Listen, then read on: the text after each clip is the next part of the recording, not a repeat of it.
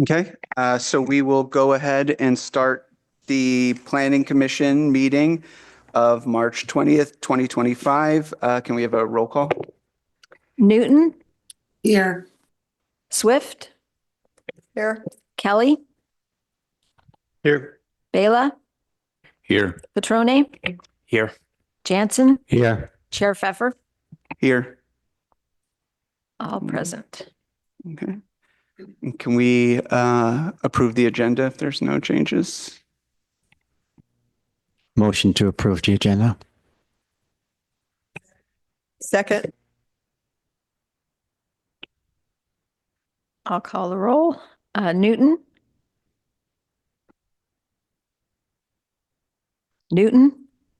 Here. No, did they made a motion and a second to approve the agenda with no Oh, change? aye. Sorry. Okay. That's okay. Swift, Yes. Kelly, Aye. Bela, Yes. Petrone, Aye. Jansen, Aye. Chair Pfeffer. Aye. Okay. I'll go ahead and read the meeting protocol. The chair shall maintain order at the meetings in accordance with Robert's Rules of Order, and the Planning Commission has the responsibility to be a model of respectful behavior in order to encourage the community participation and citizen input at Planning Commission meetings. The Planning Commission and the audience are expected to refrain from using profane language and/or ridiculing the character or motive of Planning Commission members, staff, or members of the public, and to maintain the standards of tolerance and civility.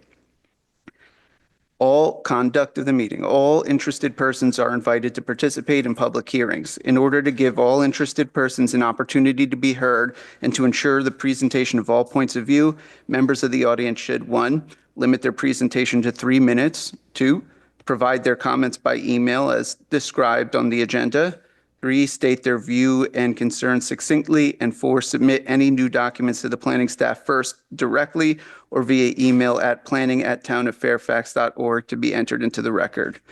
This meeting is held in person at the Fairfax Women's Club, 46 Park Road, Fairfax. It's also being held virtually on Zoom. It will be broadcast on channels 27 and 97 and live streamed on the Town of Fairfax's website or cmcm.tv/27.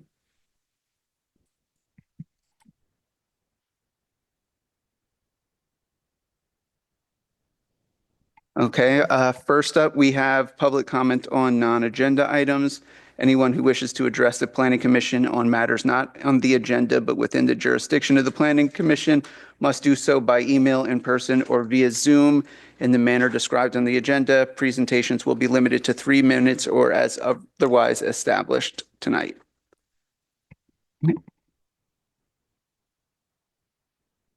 Deborah Benson, Cascade Drive. I probably need to bring this before the council as well, because you all have the opportunity to deal with things when they come before you. But I'm wondering why our ordinances aren't being followed. I'm wondering when Tenno Lima, maybe this is to the planning director through the planning commission, when Tenno Lima is going to come before you to apply for variances for all of the unpermitted work that they did and the unpermitted businesses that are working out of that property. Wondering about whether the new plastic gas station that we have been graced with has come before you guys for design review, what that process is, signage. We do have an ordinance about changing colors of buildings downtown. The Thai restaurant, I don't think came before you. So I'm just wondering where the hole in the bucket is and who's responsible for patching it, and going back to having a town where we follow the rules. And who would I go to? I mean, I know that you guys read this stuff when it comes before you, and I know you don't have the power to bring it before yourselves, but there's a lot going on that seems to be not within the law.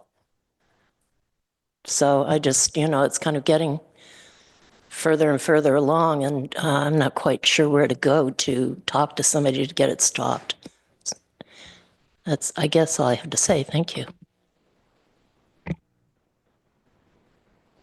Thank you. No one else in the room. Public comment. Is there anyone on Zoom? I see no hands online, Chair. Okay, we will close public comment on non-agenda items and move on to the regular agenda. There's no consent calendar items tonight.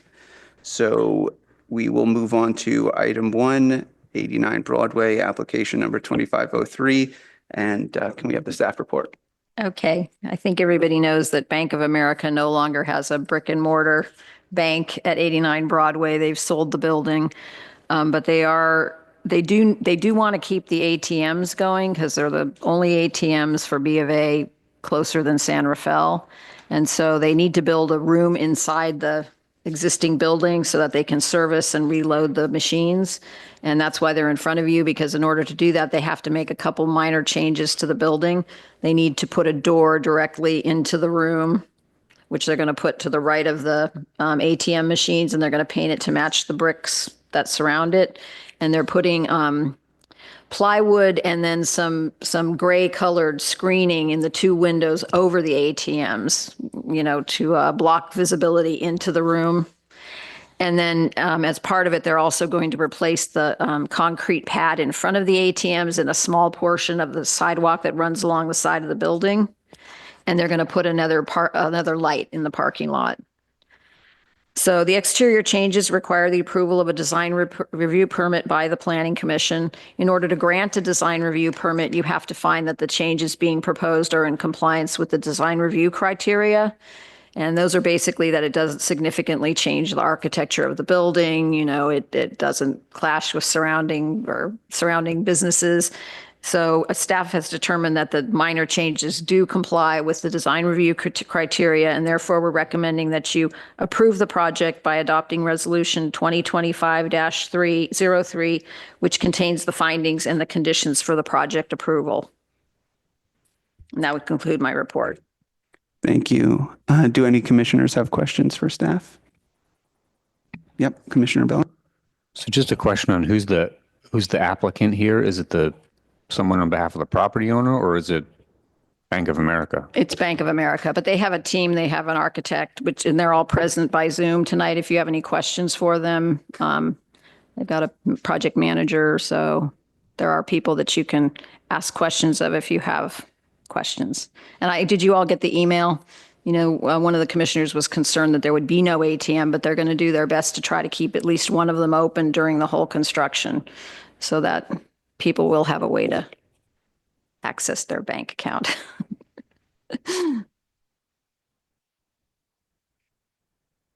There's no other questions. We'll open public comment. And through the chair, the applicants are actually online, just to let you know they won't be in the room, but I will open the public comment for them online. Yep, if there's no public comment in the room, I guess, if the applicants would like to make a public comment on Zoom or, give us a little bit more information, that'd be great. Matt, you're unmuted. Please go ahead.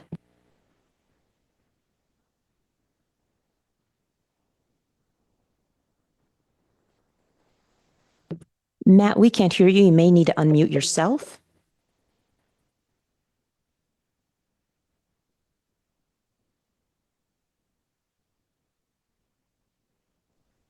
Hi, can you hear me? Yes. Okay, there we go. Thanks very much. My name is Matt Martinez with Little Diversified Architects. We're the architectural firm that's helping Bank of America execute this project. So if you have any questions, I'll do my best to answer them.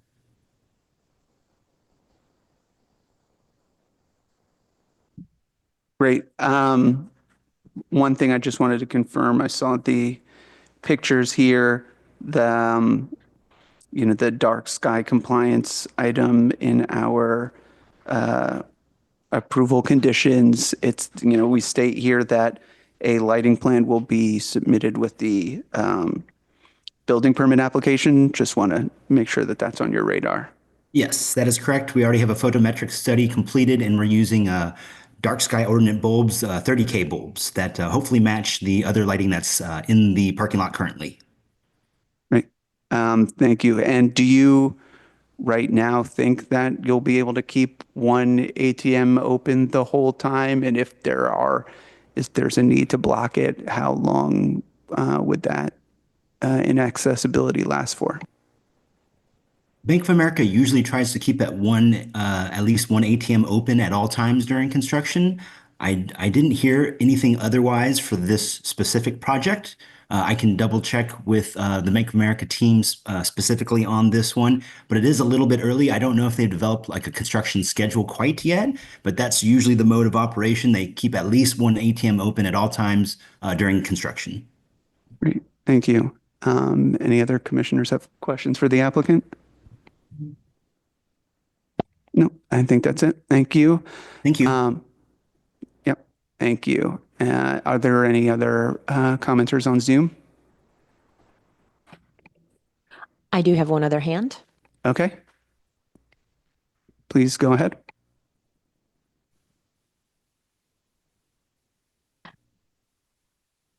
Also name Matt. I see your hand is raised. Please go ahead.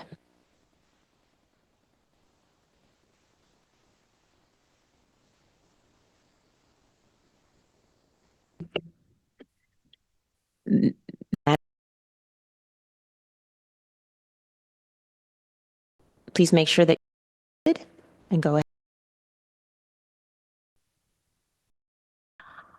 I'm going to mute Matt and he can raise his hand again if it comes up later. But Okay. I think there's a challenge.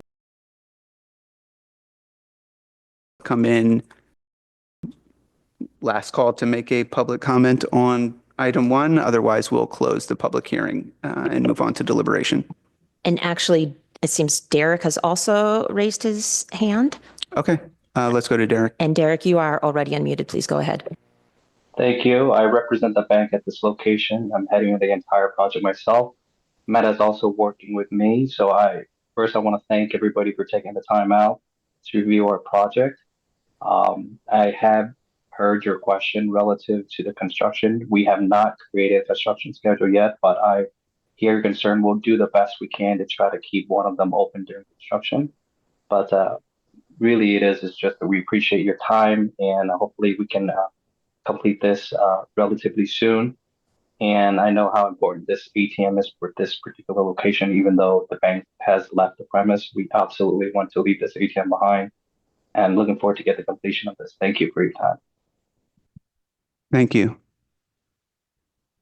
Do we have the second, Matt? I do see that Matt has raised his hand again, so let's try it again. Matt, you are unmuted on this side, and I do see that you've used the raised hand button at the bottom. If you would like to talk, please go ahead at this time. You can just unmute yourself. Thank you, ma'am. Does there it you work go. now? All right, excellent. My apologies for the mic issues. I work at First Federal Savings and Loan across the street from the Bank of America. And I just had a question regarding the enclosure that's going to be built around the ATMs. Is that going to be restricted by debit card or credit card access? How is that going to be either blocked off or open for public access? No, the enclosure is inside the building, and they're going to access it from a door in the side of the building to get into the building to load and maintain behind the ATMs. There's no new enclosure being built outside the building. Excellent. So public will still have access to that ATM Yes. without a card. Thank you very Yes. much. I appreciate it. Great. Any other hands? I see no other hands online, Chair. Okay. We can go ahead and close public comment. Do any commissioners have comments? Otherwise, I'm happy to take a motion. I have some questions on the reso before Yep. we do that. So page 1, where we talk about first whereas, and we mention an ATM in Kentfield. Yes. Is that actually Greenbrae? I don't know. I had a map from Google. It said Kentfield. Okay. But if it's Greenbrae, I can check Okay. and make sure. I'll Okay. check that. And then remind me, page 2, number 1, we identify that it's based on the plans dated February 7th. But do we normally state they're based on plans with a date stamp? So we've done it different ways. Okay. We used to always do the date of the plans, and we would list every single plan page, okay? We switched to using the received date when the plans just got so out of Right. control and they were like 16, 17 pages long, because to try to type every single page number, and page numbers changed, and it was becoming a nightmare. When they're reasonably sized, I switched to the date on the plans on this one. I didn't have a lot of revisions, right? There weren't a lot of different received dates. A lot of times I get 3 and 4 revisions, they don't change the date on the plans, and then I use the received date. But if you have a preference, I'd be glad to do it whatever way you'd prefer. I would like to add the date received as well. I wanted 'Cause to just go to the date received. I'm not going to start doing both. It's like too numbers. date received, I think is everyone agree that that's the is best way? clearer. I agree. But Okay. Any other? We'll switch back then.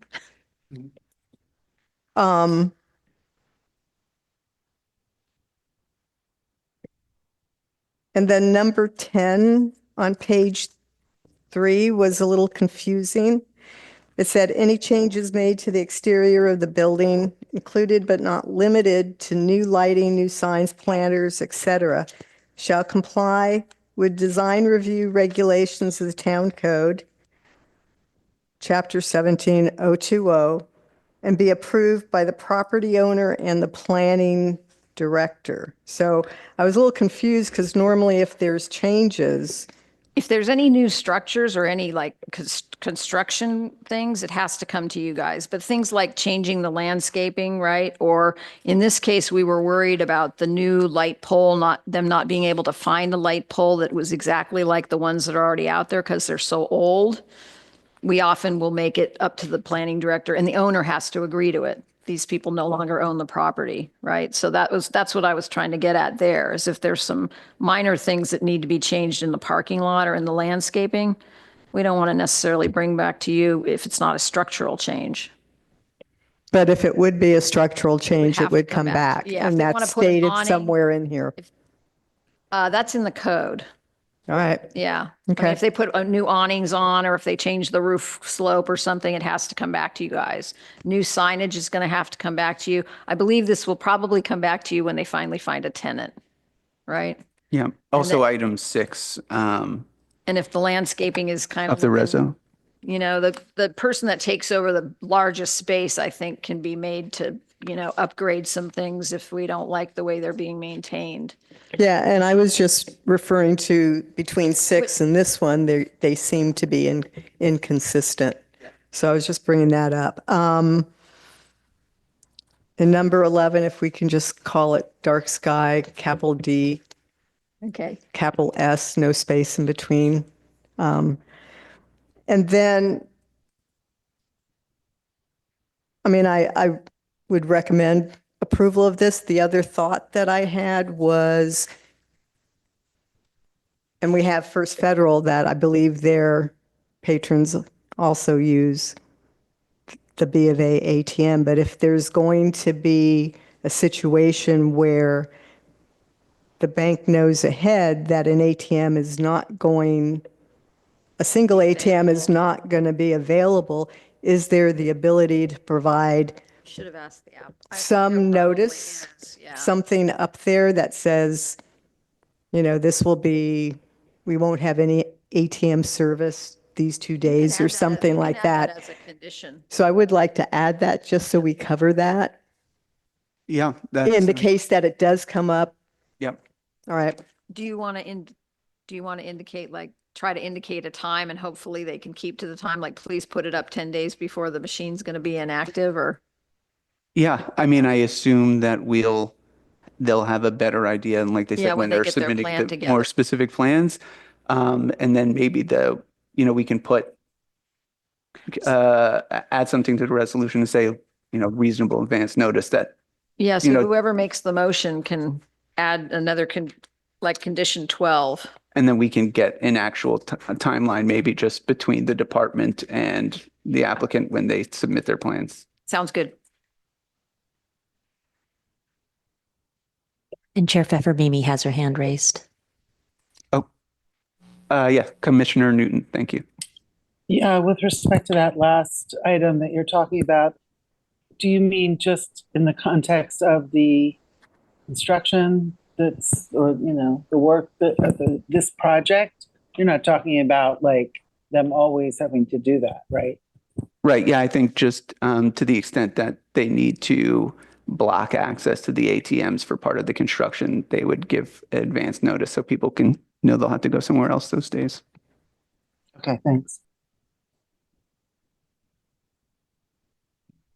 I have one last question. So say and this is for the department, if somebody, a member of the public wanted to use the ATMs and there wasn't advance notice and they were blocked, who would they go to?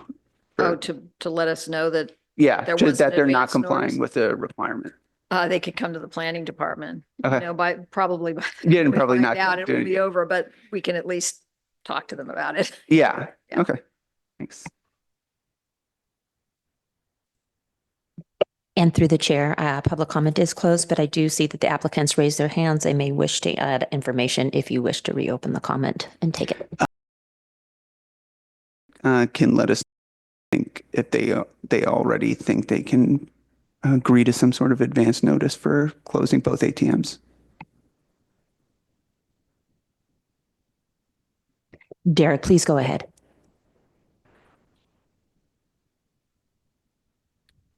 Can you hear me? Yes. So I'm not sure what you mean by advance notice in terms of publications, but about 2 to 3 weeks ahead of time, just based upon how the renovation is going to be done.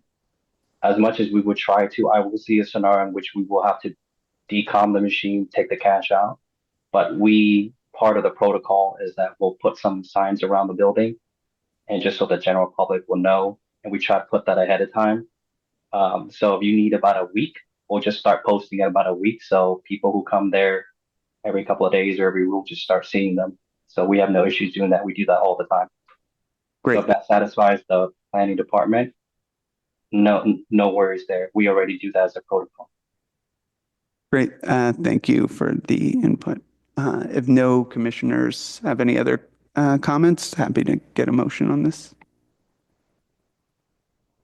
Which hopefully would include the changes noted by Commissioner Swift and the additional condition for some notice. I'll try. I'll make a motion. Motion to approve Resolution 25-03, approving a design review permit for the exterior changes to the existing commercial building at 89 Broadway to facilitate continued operation and use of the existing Bank of America automatic teller machines. With the following amendments, it will be verified that on page 1, the other ATMs are in Somerville and Kentfield. Spelling of dark sky compliance on page 3, and the addition of a criteria 12, which would include a minimum 1 week advance notice if both ATMs need to be closed on the premises. And to that also changing the date of the plans to the date stamp received. Did you get that? I did not mention that. All right. No, Thanks. yes. Is that in the motion? That is in the motion. Yes. Accept. I'll second. Okay. Newton, Aye. Swift, Aye. Kelly, Aye. Bela, Aye. Petrone, Aye. Jansen, Aye. Chair Pfeffer. Aye. Thank you. Second, so motion carries. There's a 10-day appeal process and information on the process can be obtained from the planning department. Thank you. We'll go ahead to item 2, 26 Scenic Road, application 25-04. Okay, so the project property is located at 26 Scenic Road. The property owners would like to voluntarily add a second driveway entrance and parking area along the property frontage to accommodate a single parking space for an accessory dwelling unit that they would like to build in their backyard. The new driveway entrance is proposed along a section of scenic road that is not approved for public parking. So creation of the driveway would not eliminate any public parking spaces.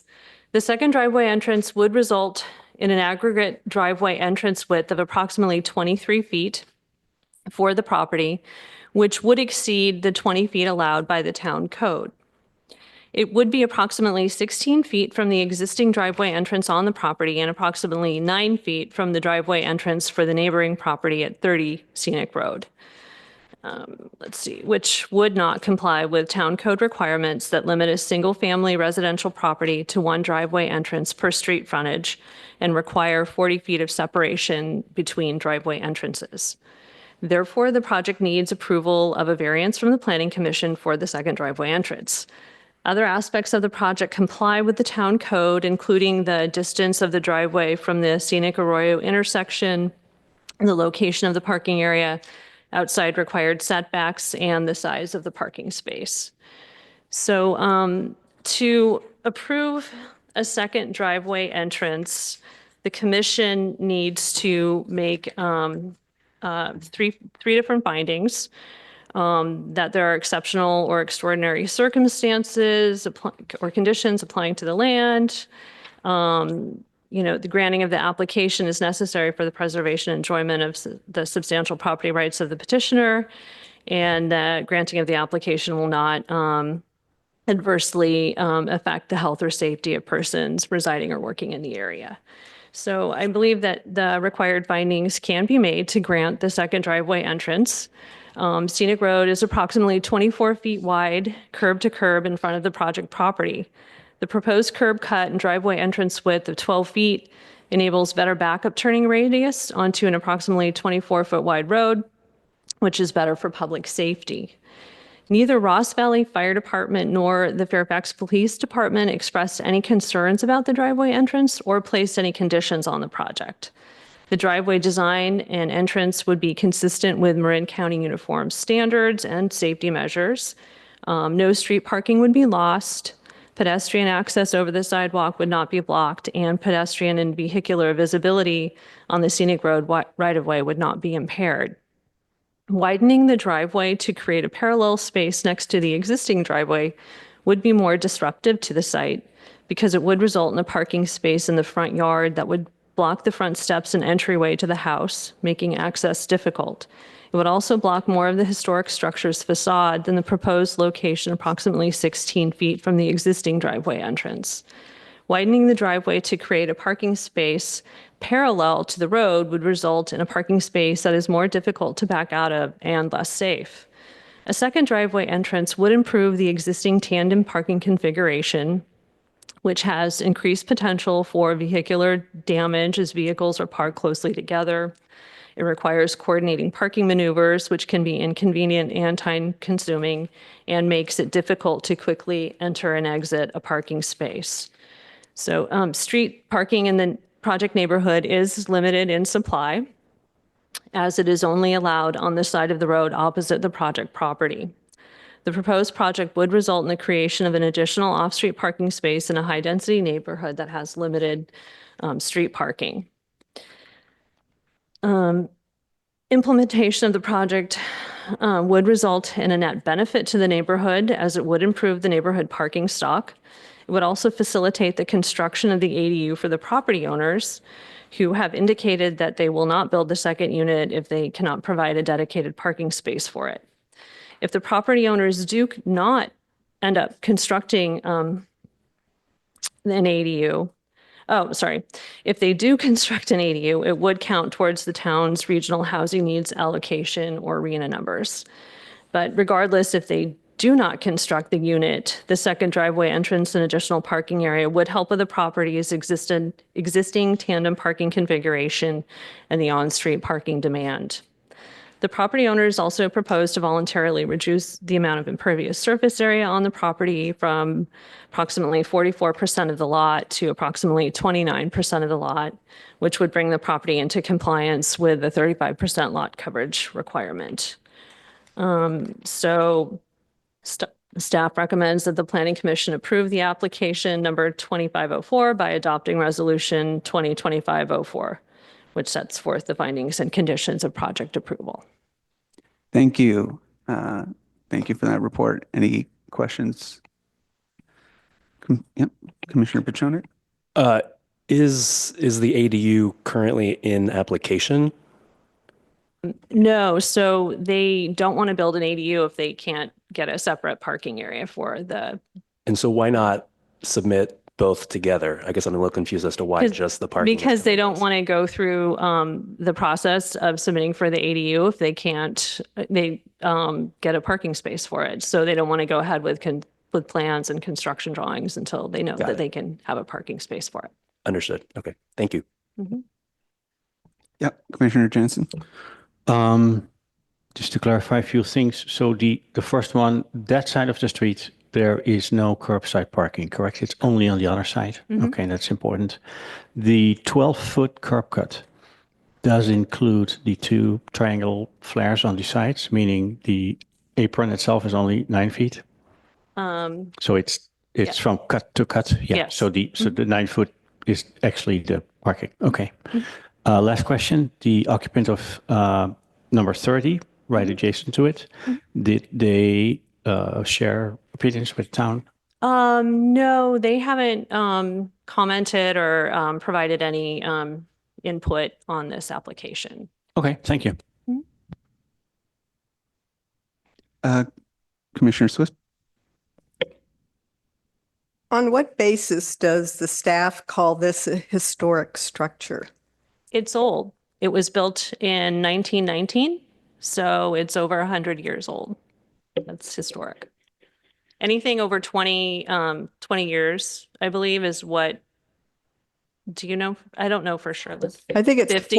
I think in the housing element,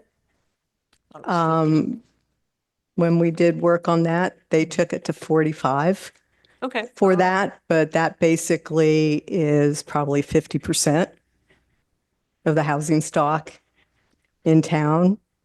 So that's why I was wondering as to, calling it a historic structure. Thanks.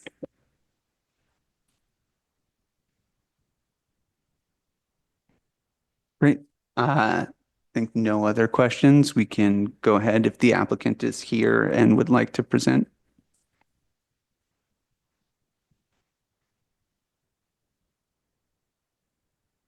Thank you. Hello, I'm Matthew Anderson.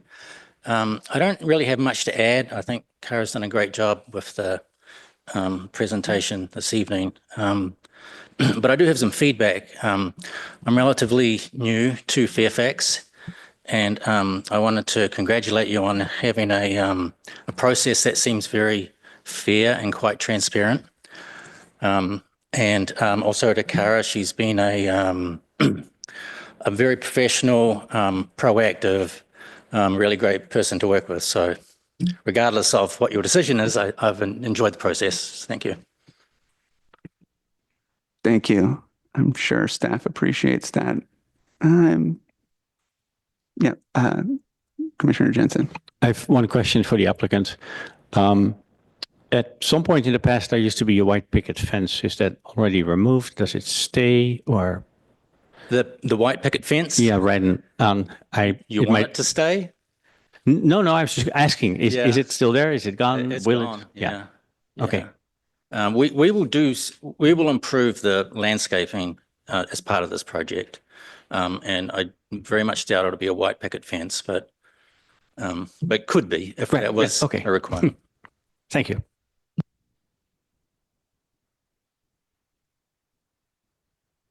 Any other questions for the applicant? Yep, Commissioner Petrone. Do you have any just preliminary thoughts on siting of the ADU? Where on the lot you think it might be sited if you were to move forward with it? Yes, there's really only one place for it. We talked through converting the garage, but it was too complex. So it'll be adjacent to the garage in the backyard, and it'll be on the setbacks at the back, 4 foot and 4 foot, is it? Yeah. And it'll be about 6 feet from the garage, and I don't know how far from the house, maybe 15, 20 feet, something like that. So it's generally in the area that on our site plan is labeled grass, but yeah. also where you were removing concrete to make it a pervious surface. It will, where the concrete is, it will slightly touch that, maybe. Okay. But it's definitely, it's on the grass is, On the grass. is a good description, yeah. Okay. Yeah. Okay. Thank you. And it'll be a single story. Thank you. We have no other questions for the applicant. I'll open public comment. Anyone in the room? Do we have any raised hands on Zoom? I do have one raised hand on Zoom. Malcolm, please go ahead. You're unmuted.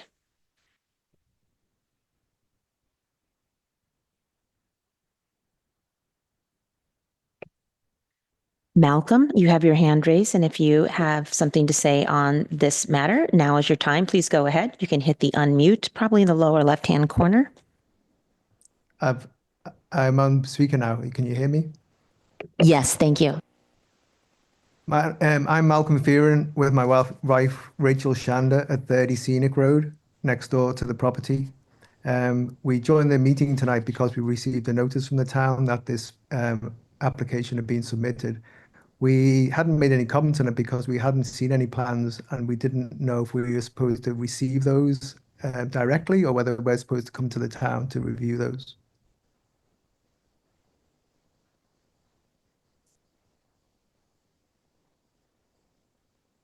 Were we supposed to review them before the meeting, or do we have a period after the meeting to review them? So the plans are posted on the town's website. Okay. Did you get the notice that was mailed out? I got a notice that there was a planning meeting tonight, and it was on the agenda.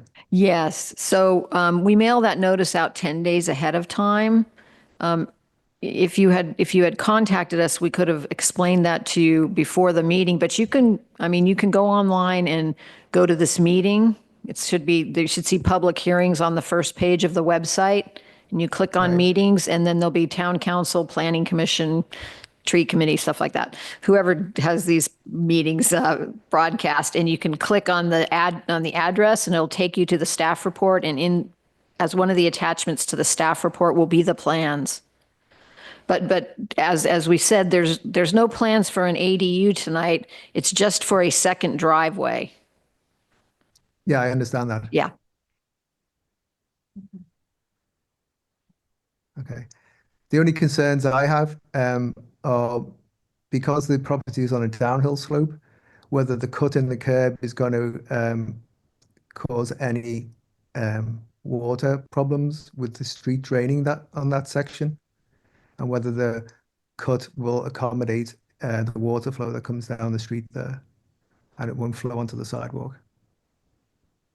So I think staff can, the building official is the building official and Public Works approve street improvements like this, like driveways and how they connect up to the public road.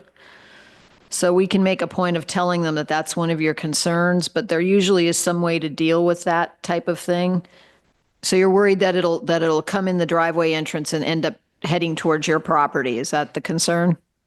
I'm just wondering if the cut in the curb would cause any water to come onto the pavement there, because it flows quite a lot when there's a storm. And how high the cut is. Does it flow up other people's driveways that are in that same area and onto people's properties? Isn't this kind of top of a knoll? I didn't go out there. It's sorted on the down at the top. As it goes down. We have a similar cut in our drive. Yeah, so we route these plans to the different departments, right? And so the people that deal with that are the Public Works Department and the Building Department. And neither of those departments made any comments that they thought that there was some kind of a drainage issue in this area that couldn't be dealt with how the driveway is designed. Okay. So we can explain that you have concerns about it when the building permit comes in, when they're going to do it, when they put in the plans for the driveway cut. Okay. And I just had one other concern about, you mentioned that the 9 feet from our property line to the driveway was not within town ordinance. And I wonder if that's going to cause any extra moisture from that area to come into our property, and whether it's going to affect the stability of the oak tree that's planted between our property or our Matthew's property, and is right next to the retaining wall on our property.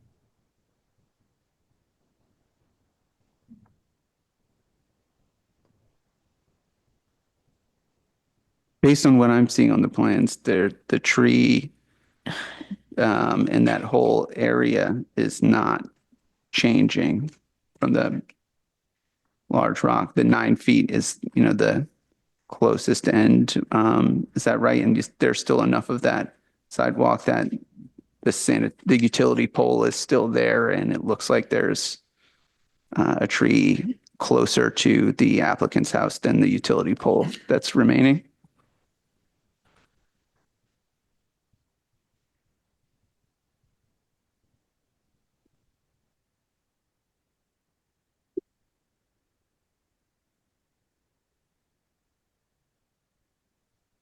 I understand that the tree is It's still 30 going to be here. there. Oh. I don't understand why this is like a hill. Isn't this like a rock, or is it sloping down this way? But there's a curve, right? And this is going uphill? There's like a, It's going down or up? this is, goes up.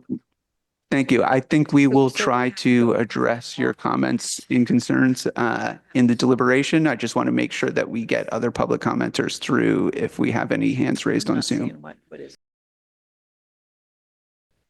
Okay.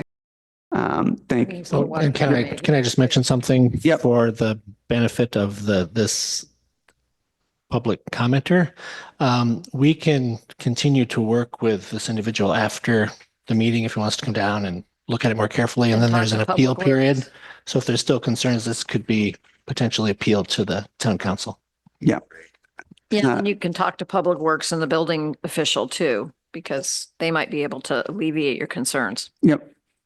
Thank you. So I will go ahead and close public comment and note, just to reiterate what our planning director and staff mentioned for the public commenter on Zoom, that you're welcome to go to the town's planning department. I'm sure you can email our planning director or anyone in the staff. Their email addresses are available on the website as well. And as you'll hear, if the project is approved, there is an appeals period. If it's not approved, there's an appeals period too. Okay. Bringing it back to the commissioners for questions, comments, deliberation.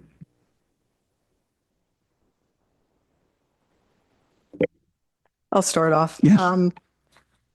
One of the other parts of the staff report stated that a second driveway could improve existing tandem parking, which has increased potential for vehicle damage and coordinated maneuvers and is time consuming. When I look at the findings we have to make, the first one is there are exceptional or extraordinary circumstances or conditions applying to the land, building, or use referred to in the application, which circumstances or conditions do not apply generally to land, buildings, or uses in the same district. And I'm concerned that this is asking for a second driveway. It's 9 feet from the house next door. There's a fence there. I'm concerned about the safety of having a driveway 9 feet from the next driveway on that street. I'm not sure there are extraordinary or exceptional circumstances for this particular parcel that are different than houses in other areas of the neighborhood that have the same constraints. The granting of the application is necessary for the preservation and enjoyment of substantial property rights of the petitioner. I'm not sure I could make that finding. And then, again, I mentioned my concern about safety with driveways that are close on this sloping road. And when I look at the plans, and I know the applicant mentioned a possible ADU in the back, but there's a garage in the back, still in the tandem lane, and there's space back there that potentially this could be, the second car could be parked in the back, so you wouldn't have a tandem situation. So I can't make the findings for this variance. It's a concern to me that we would be doing that for this application for something that is applicable to a lot of the properties in the neighborhood. Thank you.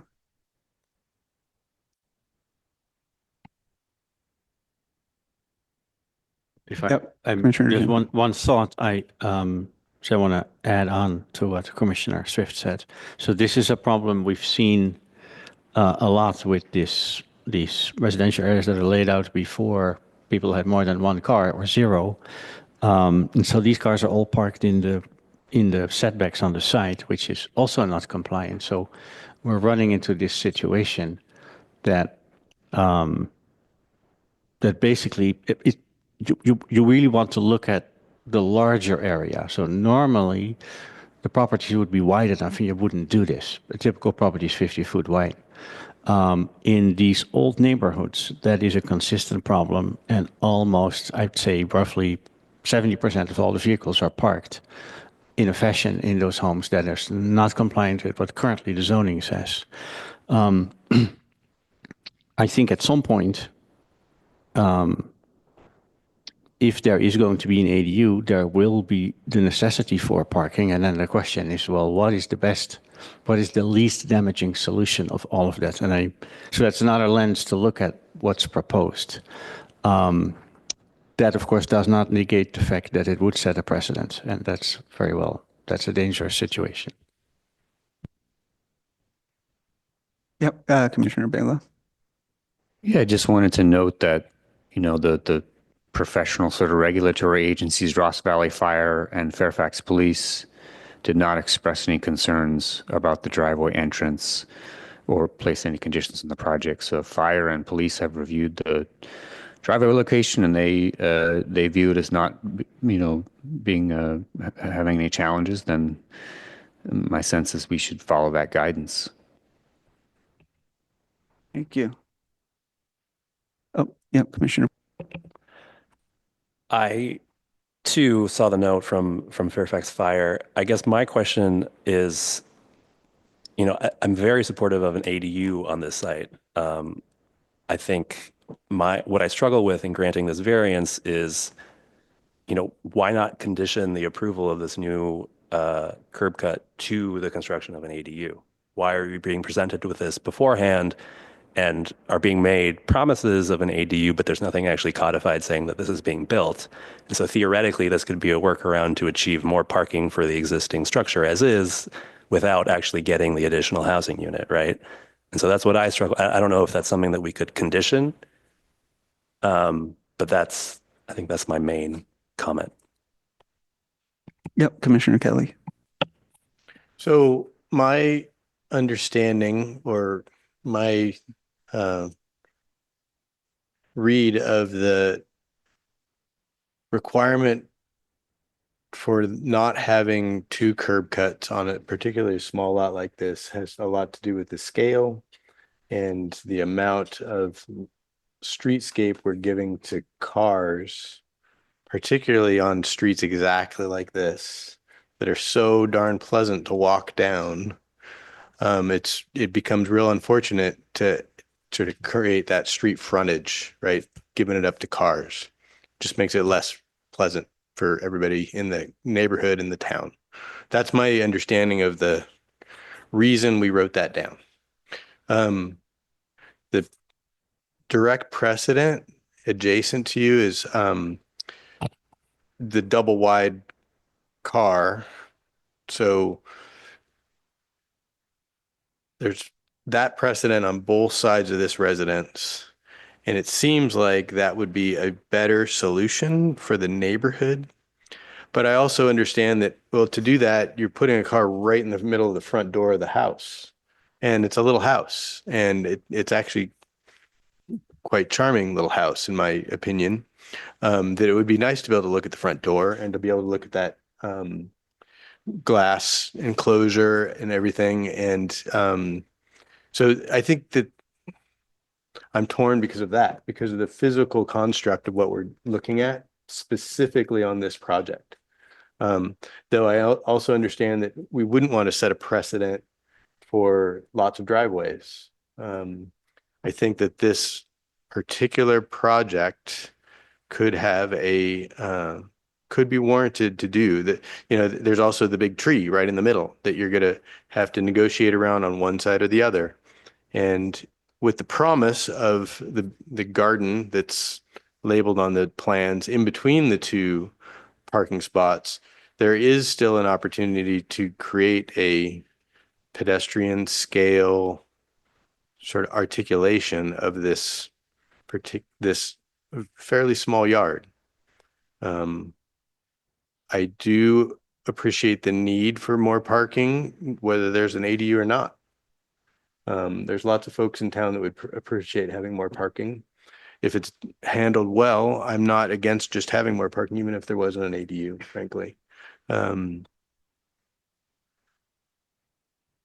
drawings that are before us also appear to be rendered with a care that gives me a positive perspective on what could be there, even with another parking spot curb cut on this hill.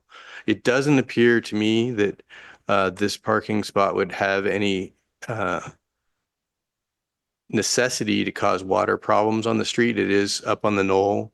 There's the parking spot or the driveway that's constructed right next to it that appears like, I'm sure the assembly would be very similar.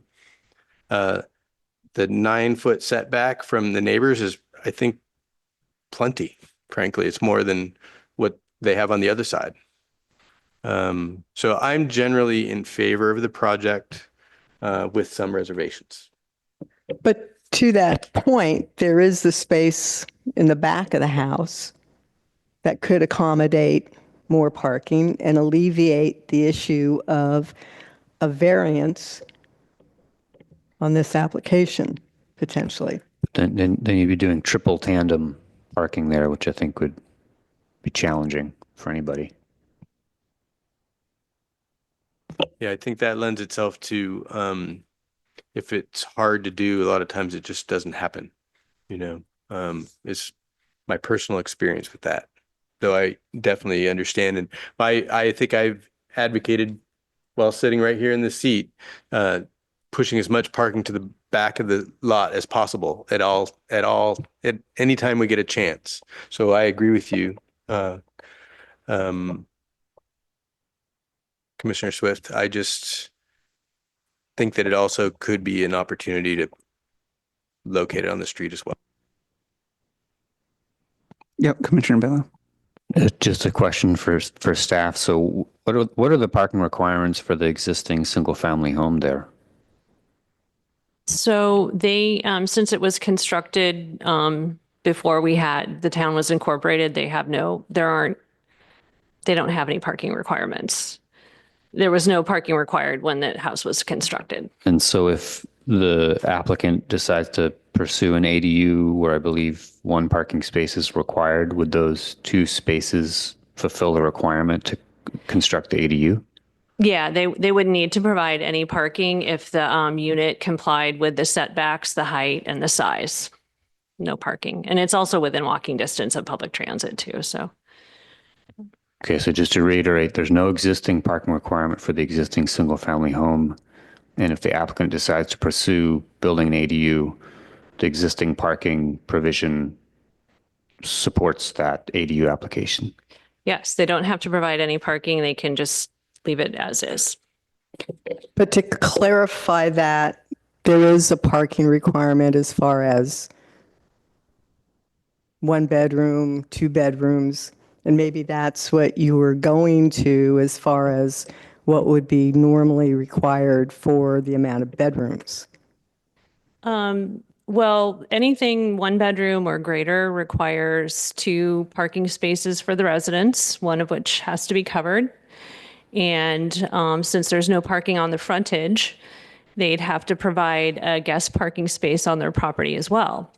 If they wanted to do a 50% remodel or add a bedroom, we would require them to add another parking space and probably a driveway entrance, maybe. And through the chair, Commissioner Newton has her hand. That's Commissioner Newton. Thanks. Yeah, I'm coming back around to what Commissioner Swift was talking about in terms of the required findings that we're supposed to make.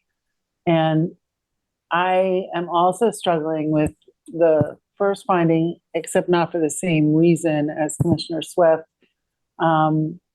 We have to find that there are exceptional or extraordinary circumstances or conditions applying to the land, building, or use referred to in the application, which don't generally apply to land, buildings, or uses in the same district. And the thing I'm struggling with is I think the extraordinary circumstance that is justifying this is the housing crisis. And it does apply to all the housing in Fairfax.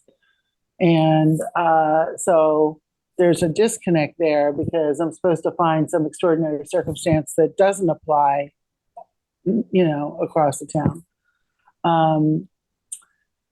However, in the big picture of things, I agree with Commissioner Kelly and Commissioner Petroni that, this is a very nicely done proposed solution to getting better access off the street for parking. And I like the idea of making it a condition of the approval that it be connected to the ADU. And with that in mind, I also don't think putting the parking in the back is a great idea because that would kind of, you're going to put an ADU back there. You already have a backyard there. I think the aesthetics are preserved if you leave the parking in the front so that the ADU and the homeowners in the backyard will have a nicer backyard there. And I also appreciate the fact that there's been a reduction in overall impermeability of the property. And I think that may make the neighbor directly below feel a little bit more comfort in terms of what this proposal is planning to do. And the other thing, I just wanted to thank the applicant for saying such nice things about our assistant planner. We occasionally get people saying not so nice things, and we think our staff are fabulous. So it is much appreciated to hear words of appreciation from the applicants. So I'm overall in favor of it, but I am sort of grappling with the extraordinary circumstances question. Over. Let me maybe, I have an idea here. This is the way I would read into those findings. So the first, number A, whether there are exceptional circumstances, and then the trick is in where the word says the same district. So I think the same district is everything that has the same parking requirements. It is not necessarily the neighborhood. The property is right next door, and this is that problem. All those properties that are around that building, they are all too small to accommodate cars because they preceded the cars. So almost all of them are in violation in some form or fashion. So if you compare the buildings in that direct neighborhood, including this property, to the larger district, which has the same parking requirements, then yes, they are burdened with an exceptional situation. That's even further compounded by the fact that the building itself is placed on the lot in a fashion that there are no other elegant solutions to actually add a parking spot. That together, for me, makes it an exceptional circumstance. Regarding finding B, I think the preservation of the enjoyment of the property is the potential to build an ADU.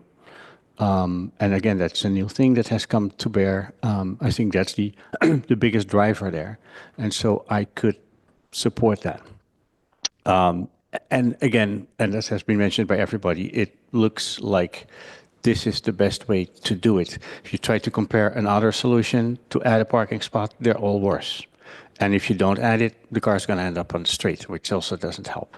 So it's not perfect, but it's probably the best fitting solution. I just thought I want to share that. Yep, Commissioner Bela? Well, just taking a look at the Google Earth view now, I actually am now understanding more Commissioner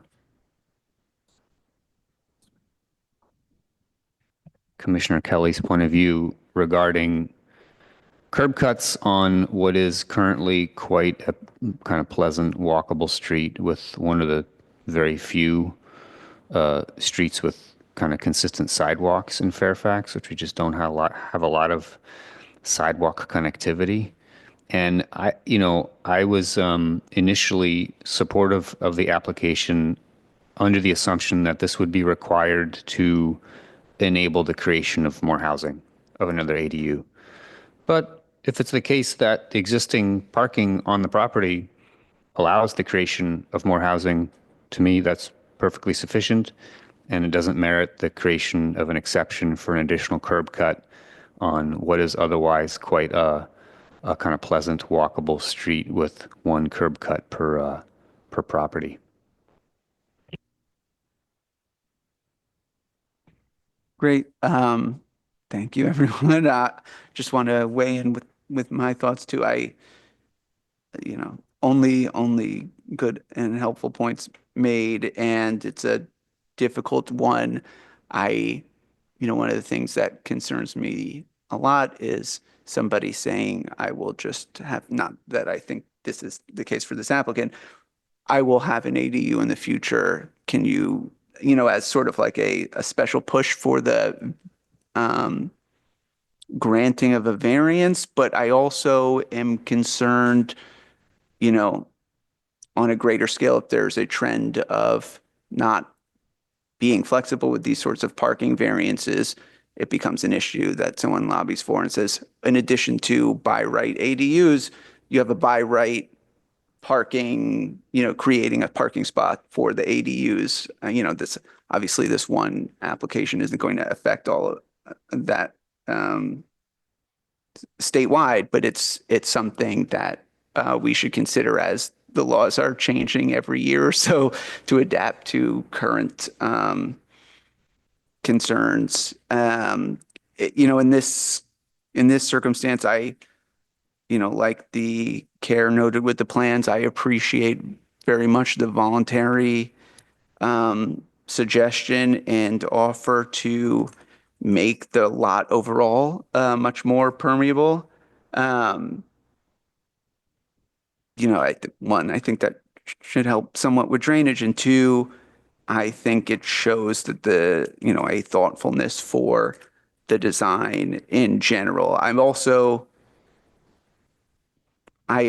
For better or worse, assume people break the rules if they have to. And so for variances and things like this, they have a fence right now, but people park all over their lots, whether or not there's a driveway or a curb cut, or, in my neighborhood, there's like houses with cars all over the place, without a driveway, and it looks ridiculous. And this lot is very close to downtown.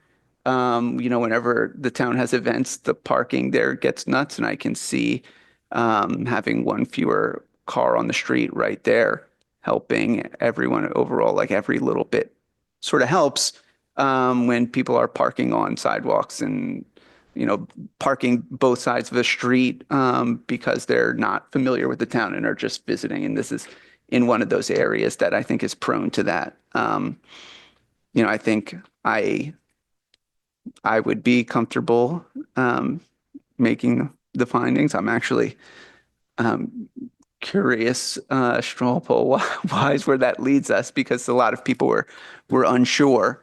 Yeah, Commissioner Bella. Just one more comment, just noting that the property is less than half a mile from transit stops on Sir Francis Drake. So to build an ADU, it's actually not required to provide any parking spaces on that site. So further sort of reduces the argument that the provision of parking here is necessary for the creation of additional housing.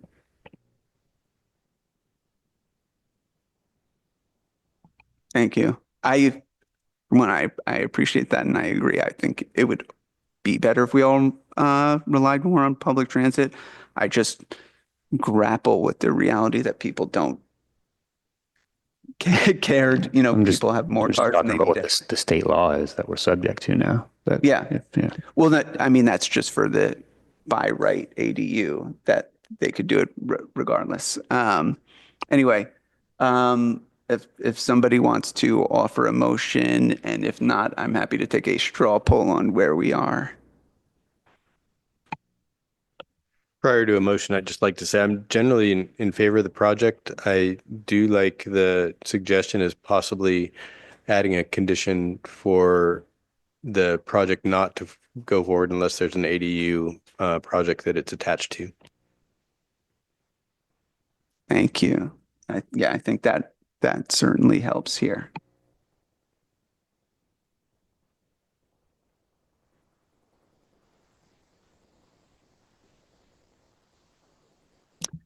Okay. I'll try.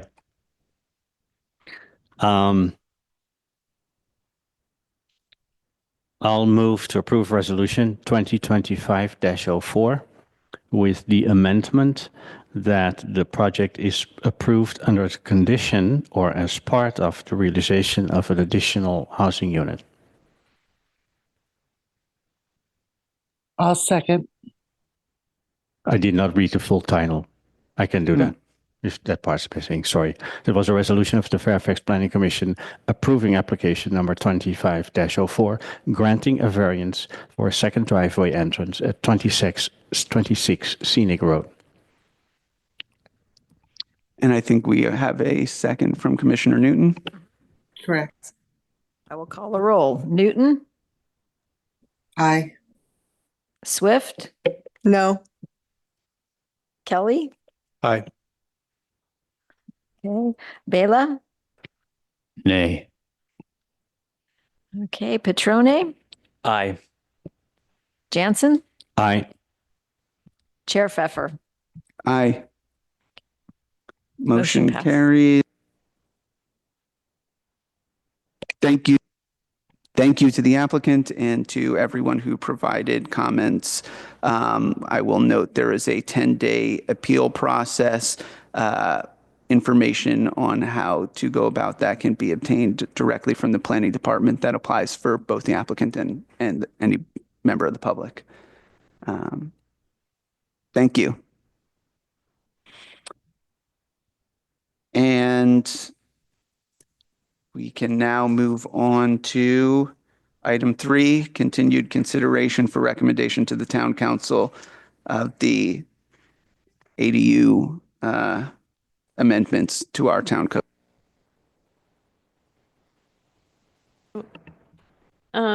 Okay, so at the last public hearing, the last planning commission meeting on February 25th or February 20th, 2025, there was a public hearing held on this matter.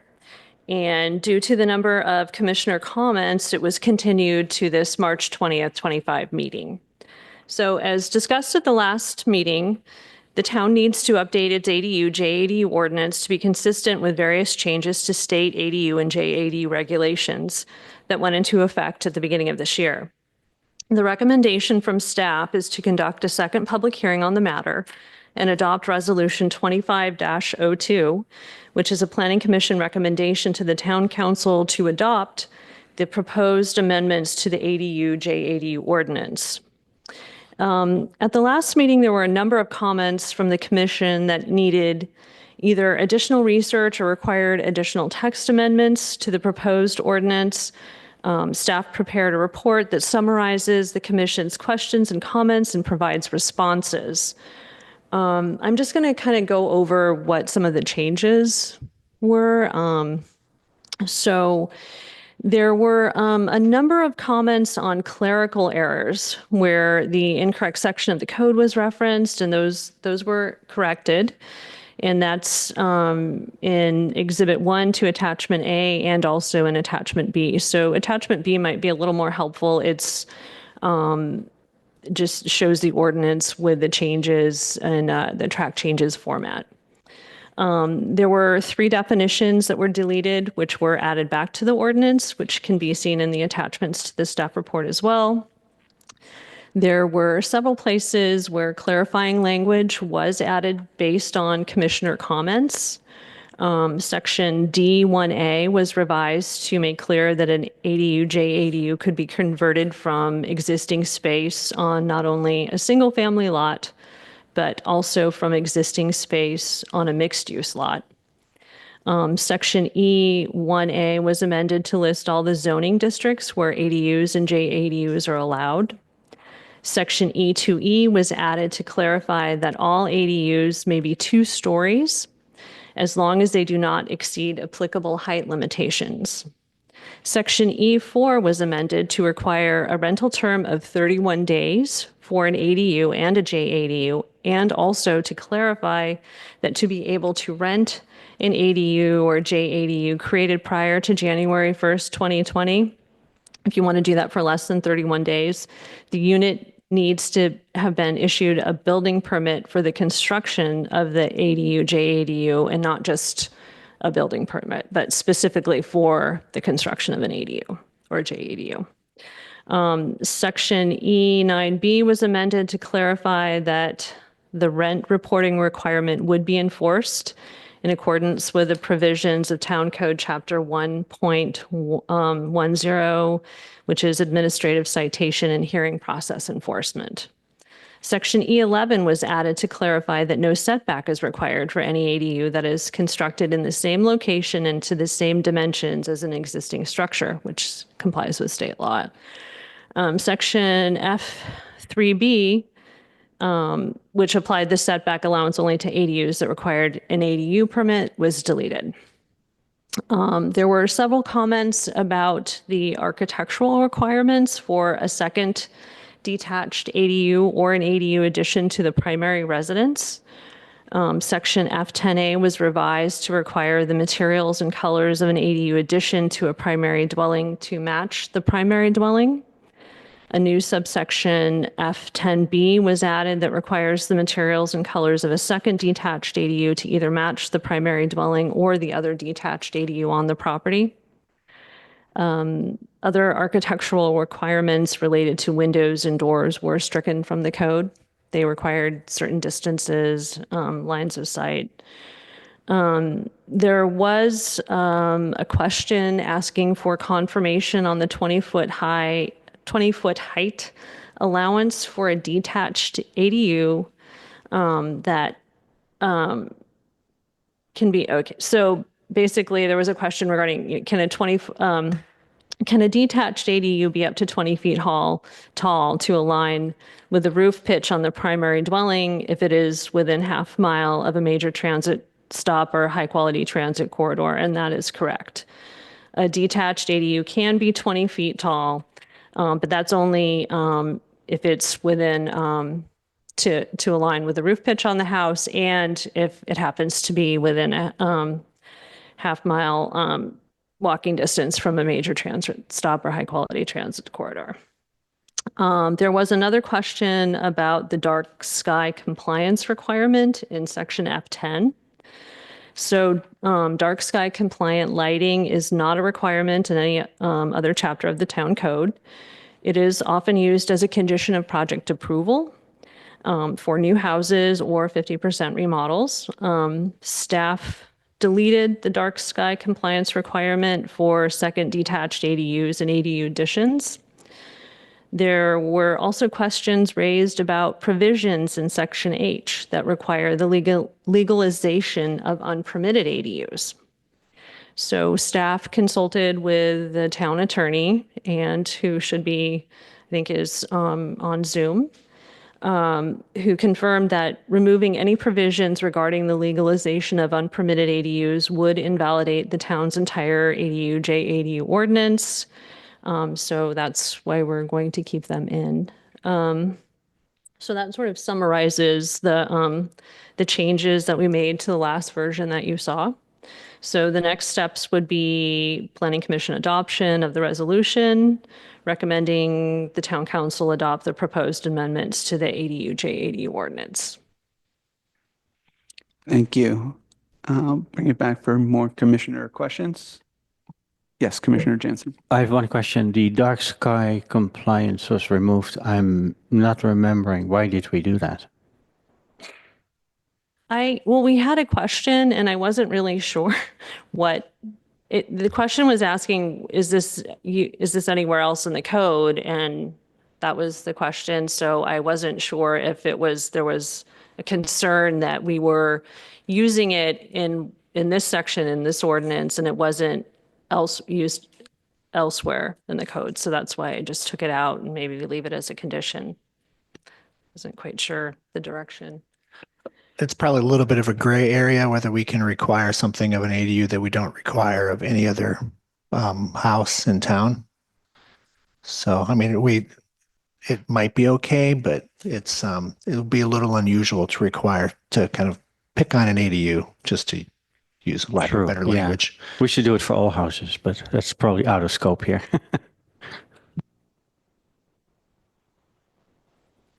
Yes, Commissioner Swift. So first, I wanted to thank staff for all the work on the updates and taking into consideration all the questions and changes we had. I know it was a heavy lift, so I appreciate that. But I'm going to piggyback on the dark sky. The other architectural requirements that are in that section, are they all somewhere else in the code for other properties? Because I think dark sky and our efforts to get a dark sky ordinance is very important. It's, I think, a council goal at this point, and we're doing it for any application that comes before us that has the potential of having exterior lighting on it. So I don't know why we would remove it from this when that's hopefully where we're going as a town, with a comprehensive a comprehensive lighting ordinance for the town.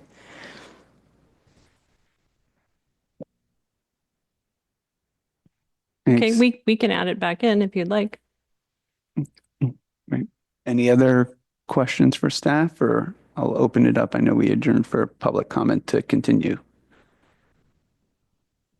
Okay, I will open public comment on item 3.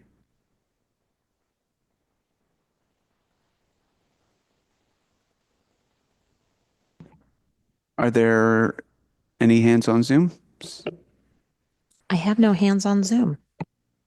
Okay, if there are no public comments on item 3 in the room, I will close public comment and bring it back for commissioner deliberation. Yep, Commissioner Bela.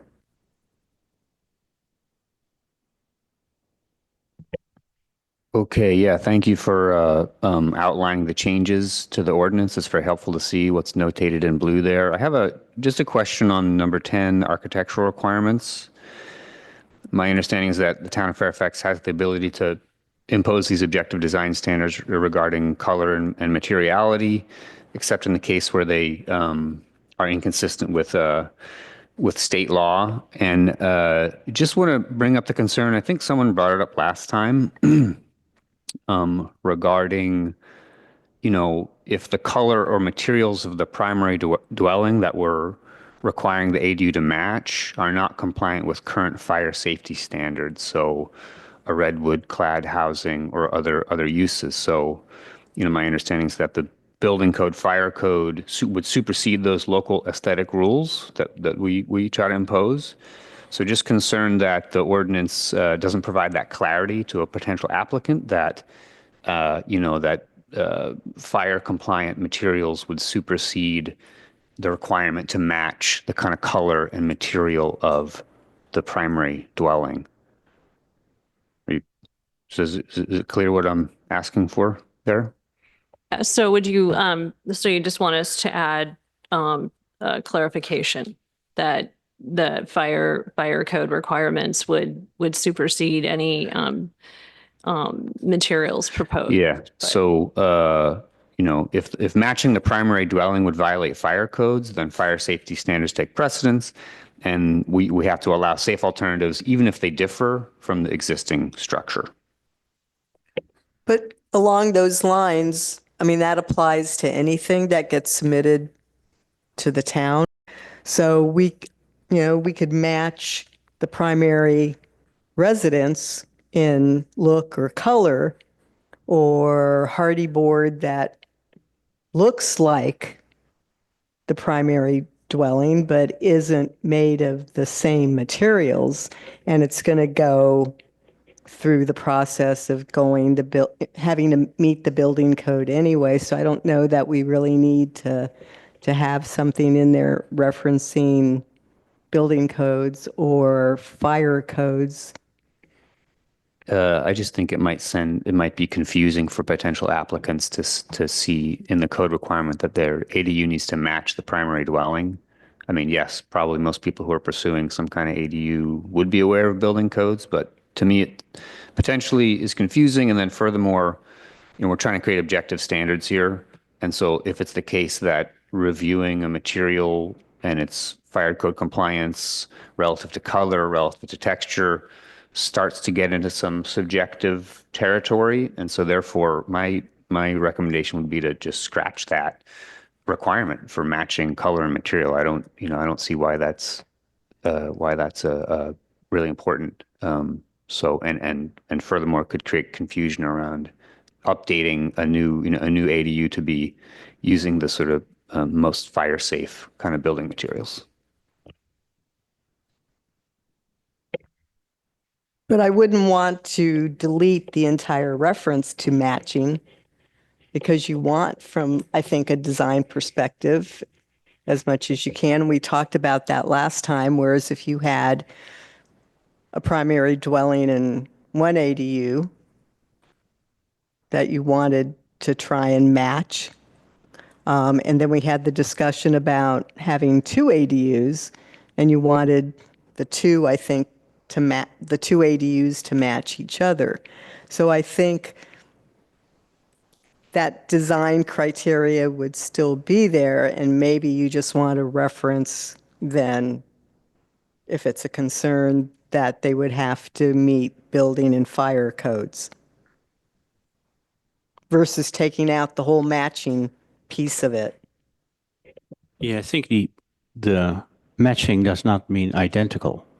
Matching means that it is similar or look-alike or coherent. So if you have wood shingles, you can use a different kind of shingles, so you get the similar look. It's not identical, but it could be solved, right? You could just add, if it's important, add a matching material providing it is compliant with the fire code. That would be just one word. You can highlight that. I think that would be a good amendment. Yep. Commissioner Kelly? I think that it might be helpful to add a adverb or two to match. Appear, be similar to, something that's, I think matching might be too specific. I think that could be interpreted as being the same. And if it is a fire rating issue or a materiality issue, you literally couldn't do that in some cases. So there could be just some wordsmithing there too. I think that what I'm hearing, what I'm gathering from the conversation here is, I feel that it's important to appear similar to the existing in materiality, and maybe not be the same, but appear similar to might be something that we could say. Yep. I think it's important just to remember that, correct me if I'm wrong, this is specifically applying to ADUs that are being built attached to an existing structure, or second ADUs, a second detached ADU where a first detached one already exists, right? So that's only where these architectural guidelines apply. Correct. Okay. Commissioner Newton? Thanks. I also like the softening of matching to similar to, and I support the putting back the dark sky compliant language. You know, one of the things about you build the ADU, you don't have to comply with the dark sky compliant. We adopt a new dark sky compliant ordinance that requires people to use it. By that point, this one's going to be grandfathered in without the dark sky compliant lighting. So I think we put it in now and, further crack the door open on getting dark sky compliant everywhere in Fairfax. Over.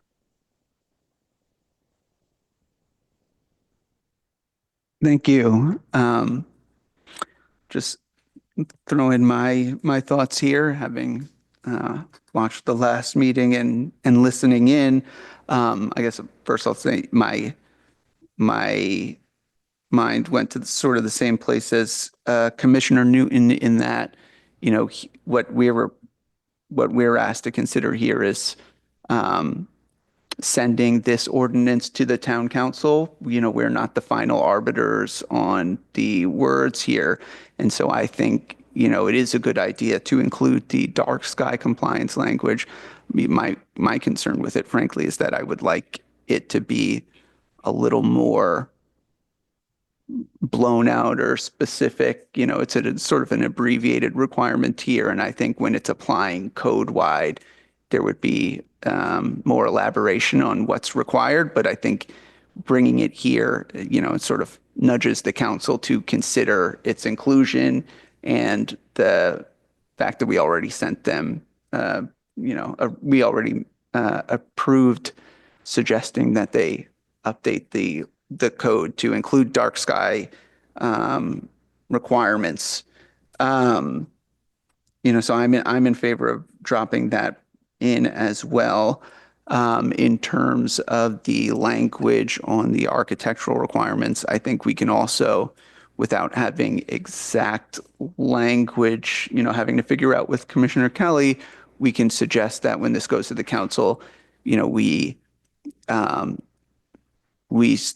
revise in that section where it says it must match a little bit more permissive language for where materials may be extraordinarily old, like 100 years old, and just not available now.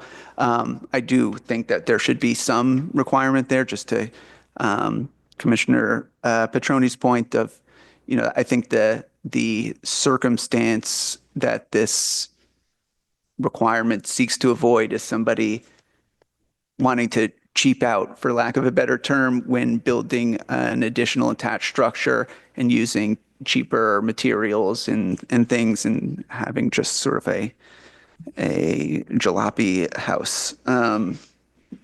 So, so I think obviously should keep that in for that reason. And, I am in favor of including in our resolution, the commission's strong preference that the council revise the language again so that it matches more permissive. And I think, the town attorney can see exactly what's going to make sense in the code, but having some language on the architectural requirements for materials saying, provided that, it's not impracticable, subject to meeting the building safety requirements, which are just, reference to that earlier subsection. So I think we can include in our resolution the suggestion to the town council that they add in sort of a clarifying language there. Other than that, I appreciate all the work the commission did at the last meeting and the staff did on this so far. Sorry I couldn't be there, but I'm glad to see this move forward as is. It's great. Yep, Commissioner Bela. Sorry, just have another clarifying question. So Commissioner Petrano mentioned that these architectural requirements are only for attached ADUs. Is that right? But I was just looking through and trying to clarify. It looks like these requirements cover both attached and detached. Could staff clarify? So, so it is for an attached. These do apply to an addition to a primary residence, so an attached ADU, and then since the code allows a second ADU on lots that are 10,000 square feet or greater, it applies to that second ADU that's allowed on a lot that's 10,000 square feet or greater. So the first one can be permitted under the other. They're basically what they call 66323 units. They don't have many requirements. They just have 4-foot side and rear setbacks, a height limit, and a size limit, and that's it. And so just to further clarify, if someone were to build a detached ADU, just one, these requirements do not apply. Correct. As long as they can meet the size, And they don't setback match. and yeah. Okay. Yeah. The So a setbacks. question along those lines, if I have a single detached ADU, but I'm going to go beyond the size limit, would these apply then? Anything that can't comply with this ordinance needs to go to the Planning Commission for approval. So so this whole process, the ADU ordinance kind of gets thrown out, and then they're subject to a different set of requirements. Hypothetically, it would be a variance, I believe. One other note I had from the last meeting that I forgot to make here, just in terms of, why we're making these changes in the first place. I'm sure that council will consider this issue as well, but to the extent that we heard last time from staff that the state rules are already in effect now, so somebody could already sort of act in accordance with those and not to the extent that they differ from our requirements. I think it is good to make it easier on applicants so that they can just look at our code and not try and figure out where can I, game the system and use the state requirements versus ours. I think, that if there's real issues with the state requirements, there will be challenges, and we can, in the meantime, have a code that is facilitates people's process with our department and minimizes headaches. And this, we could always change the code in the future as state laws change, or I guess the council could. So happy to hear any other comments, or I think now we would be making a motion to recommend the council adopt these amendments. I have just one written thing here. It looks to me that the title is doubling up on itself. after where it says Chapter 17048, it talks about residential accessory dwelling units and junior accessory dwelling units in the town of Fairfax relating to accessory dwelling units. And so I think there's a one of them can go.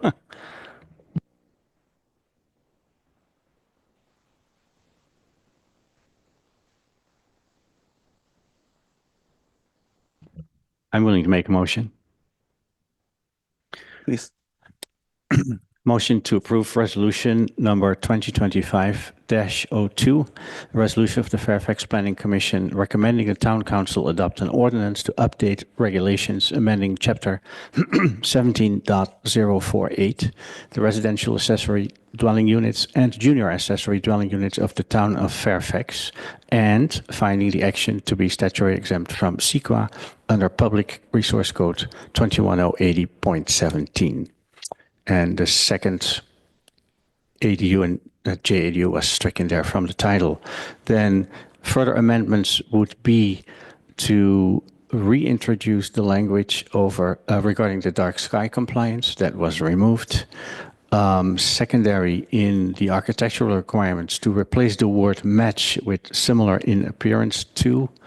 And third, add in compliance with applicable fire codes.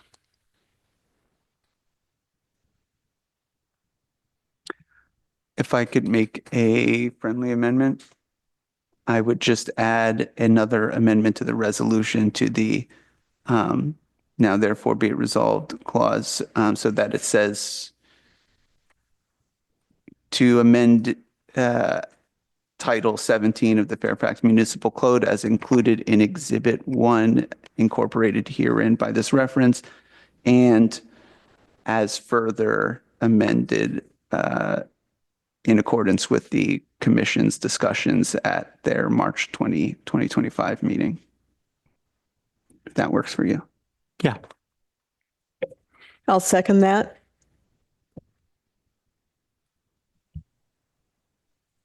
Newton, Aye. Swift. Aye. Let's see, where are we? Kelly, Aye. Bela, Aye. Petrone, Aye. Jansen, Aye. Chair Pfeffer. Aye. Excellent. Thank you. Chair, can we take a 5-minute break? Happy to have a 5-minute break. Thanks. Recording stopped. Is everyone back and ready to continue? Excellent. I believe it is now time for item 4.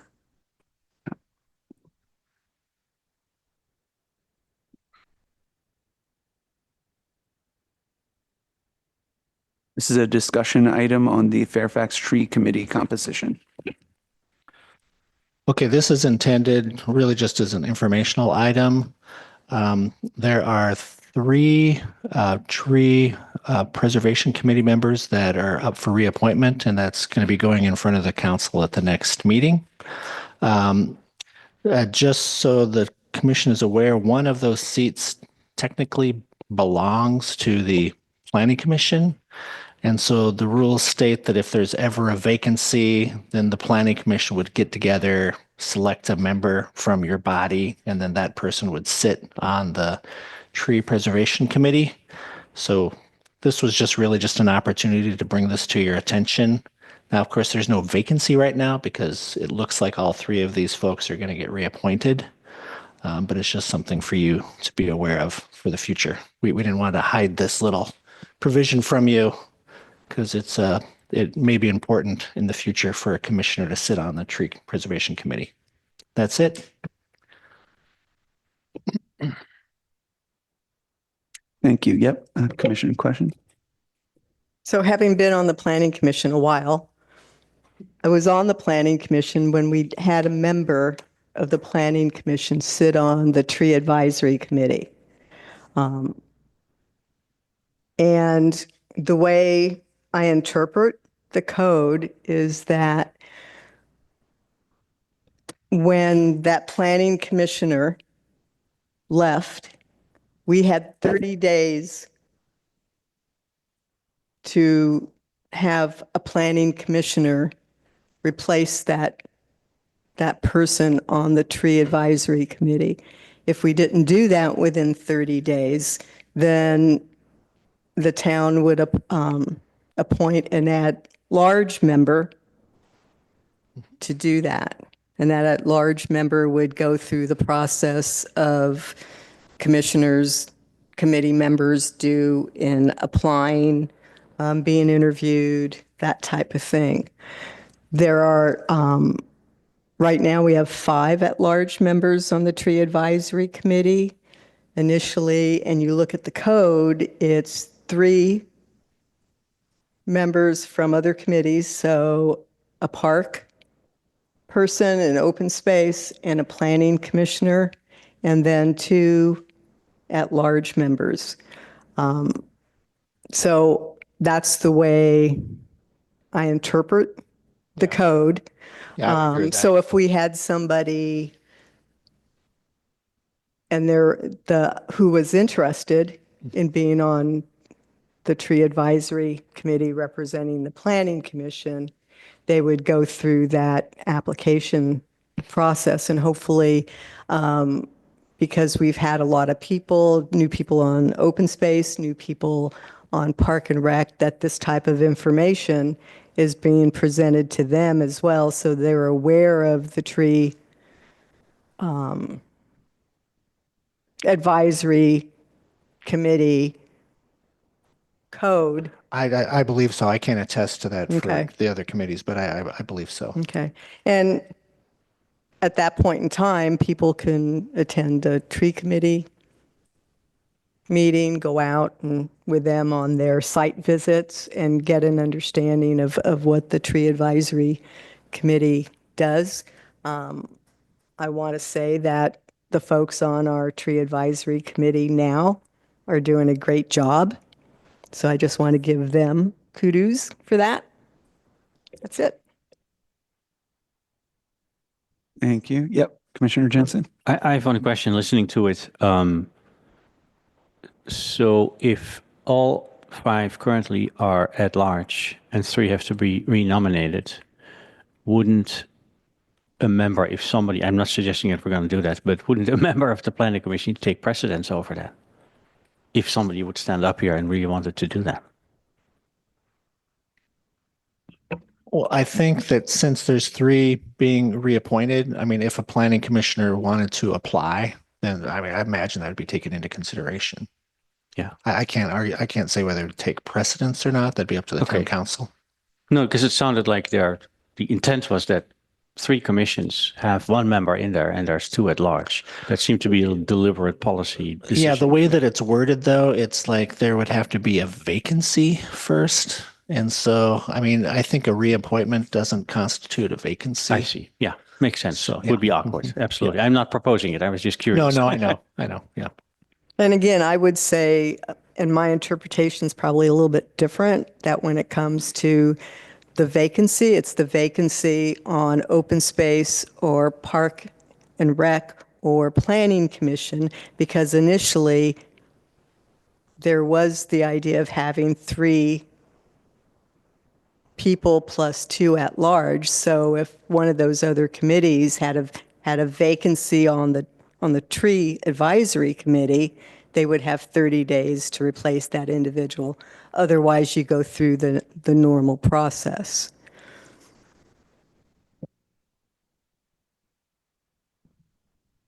Right. So we'll open this for public comment. Any public comment in the room on the tree committee? Any hand? Oh, yes. Deborah Benson. So I am a current member of the tree committee, and it was my understanding, I would have to go back and read the wording, but it was my understanding that a member of the Parks and Rec, Planning Commission, or Open Space took precedent over any of the at-large members. So I'm a little confused about whether reappointment trumps that or not. Oh, I hate to use that word. So, but that's my understanding that should one of you guys want to go be on the tree committee, you would replace one of the at-large members. Thanks. Do you have any hands on Zoom? I see no hands online. Okay, I'll bring it back if anybody wants to deliberate, but this is a discussion information item, so there's no formal action needed. I did have, just on that point, being an attorney, disclaimer, not formal legal opinion or anything, but I would say that anytime, like there's a vacancy created at the expiration of each term, and that vacancy is then filled by a reappointment. But in this circumstance, I also think, to Commissioner Swift's point, somebody would, if they really wanted to force the issue, have to go back and say which one of these seats was originally the planning commission seat and when is it vacant again, and when that vacancy is up. That would happen. The same for all the other seats. Does not sound like anybody here is asking for the planning commission to nominate somebody to fill the planning commission seat. So I think nothing needed there. And unless anyone has anything else, I'm happy to move on. Great. Commissioner. Okay. No. Being no discussion, I'll, close discussion of item 4. Thank you for the information from our planning director, and we can move on to item 5, the minutes. Anybody have any comments or corrections to the minutes? Yes, Commissioner Swift.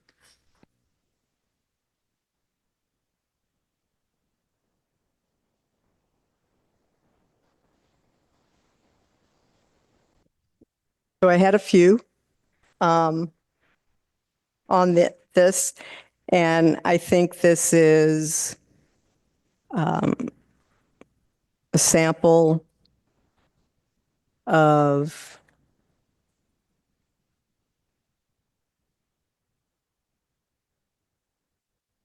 action minutes. And we've had discussions on those before. And I'm going to make recommendations on some additions to these minutes. I think it's important that we have an understanding of what the public comments were on issues as one item. So, and also if staff is making recommendations to change their resolution, then we should have that in the minutes as well. So page 2 regarding 62 Reedon, I would like to add that Principal Planner Neal, within her verbal staff report, recommended to the commission that they consider adding an additional condition to the resolution that the application have an arborist assess the health of the tree to the east of the parking space and make recommendations on its protection during construction. I would also like to add that the commission deliberated on the project, that Commissioner Swift suggested to staff that they identify specific preferential parking permit signage language for the required signs that preferential parking permit holders are required to post. For the item on ADUs, we had public comments. And I would change public testimony was open, one member of the public spoke. That really doesn't add anything to the minutes or an understanding of public concerns. So I would change that to public testimony was open, one member of the public spoke expressing concern that the proposed changes were not ready for recommendation to council and recommended the Planning Commission continue the item to another meeting. The discussion items on land use and safety element, we had 3 members of the public speak. during that. You know, changing our general plan and the elements, and when we look at land use and safety, are important, are key. All the minutes say is 3 members of the public spoke. Doesn't really say what their concerns were, what their comments were. So really doesn't add anything to the minutes.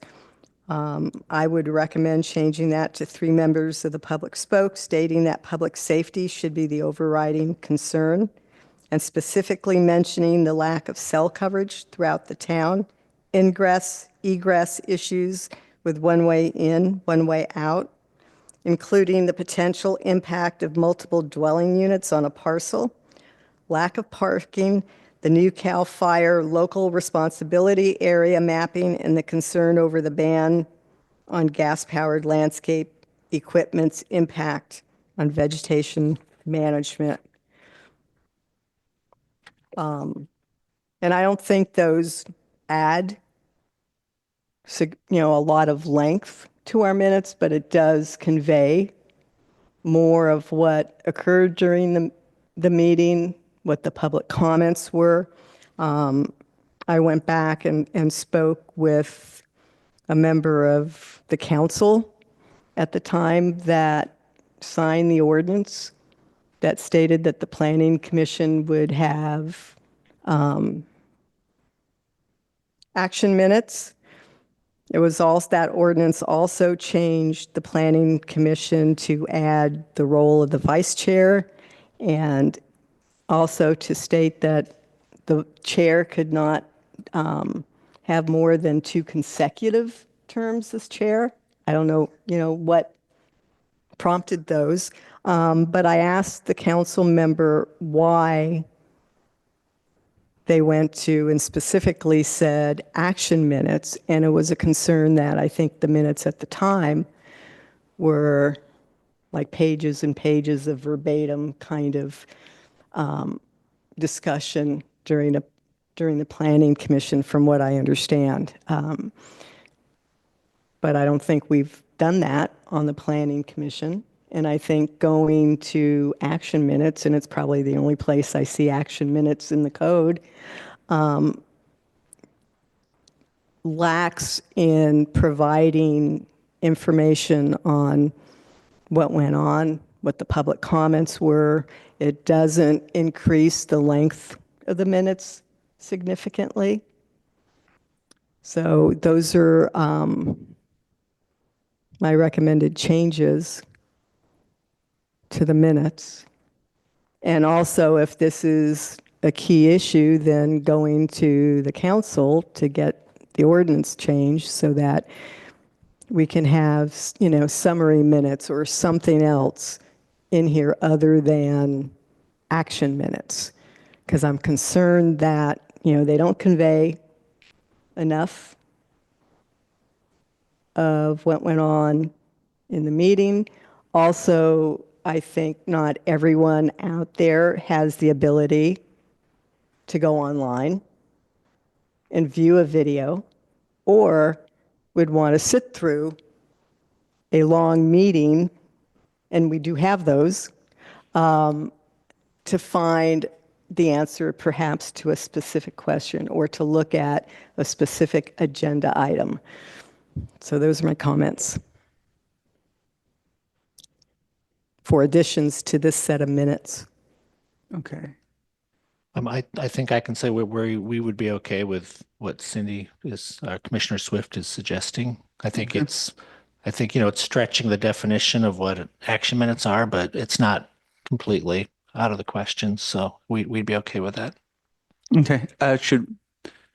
Do we need to have public comment on this, or I know last time there was public comment on the minutes from that meeting. It's always a good idea to have public comment for an agenda item. Yeah. Okay. I'll have a public comment on item 5 from the minutes.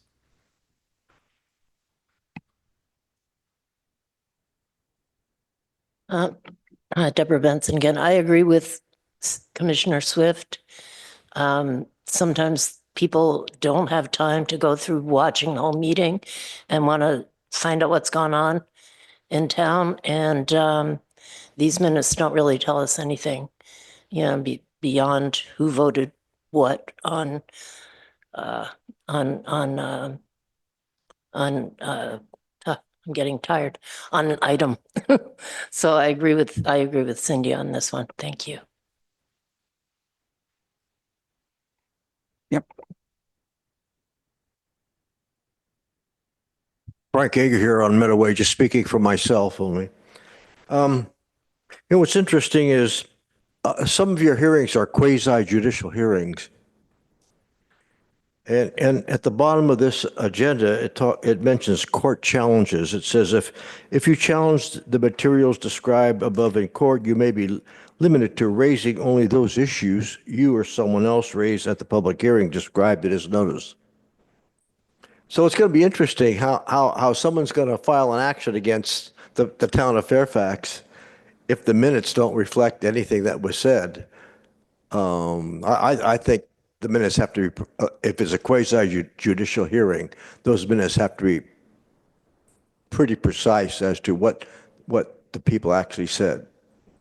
If you're discussing your minutes or you're discussing something you did or just some general comments, no.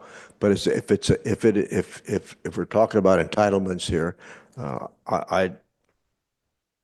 it hasn't come before me as a council member yet, but I guess it's coming. But I'm just going to mention this to you. Thank you very much. Thank you. Any hands on Zoom? Okay. I do have one hand on Zoom. Mr. Hamer, please go ahead. Hello, Commission. Rick Hamer, Fairfax. I agree with Commissioner Swift and with Frank Yeager and with Deborah. Is these minutes are not detailed enough for to serve any purpose, whether it would be the quasi-legal challenge or simply to scan what the history of the Planning Commission is. It's much faster to scan the minutes and search minutes than it is to search or scrub through videos. So I support the idea of having greater detail on the minutes. Appreciate it. Thank you.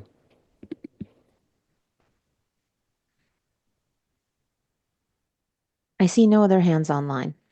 Thank you. We'll close public comment. Any other commissioner? Oh, Commissioner Newton.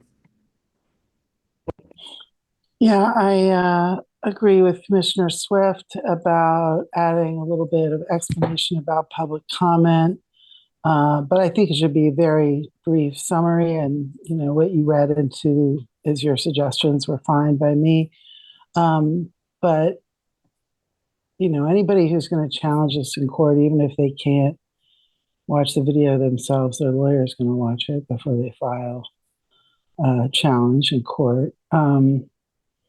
So, hopefully we won't get to the post-apocalyptic place where we can't access the YouTube videos and we're just relying on the minutes. So with that, I totally endorse what you've suggested, Commissioner Swift. Over.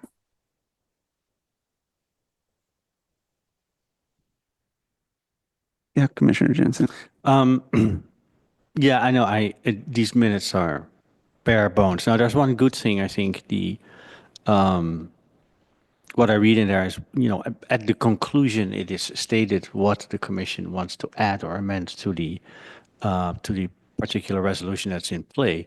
But all the other items have basically no content.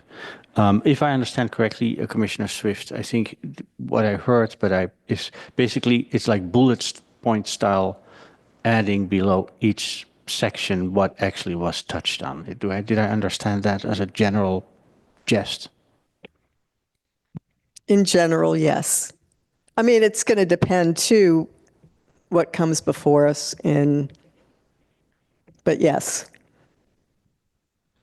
It's a good idea. Thank you.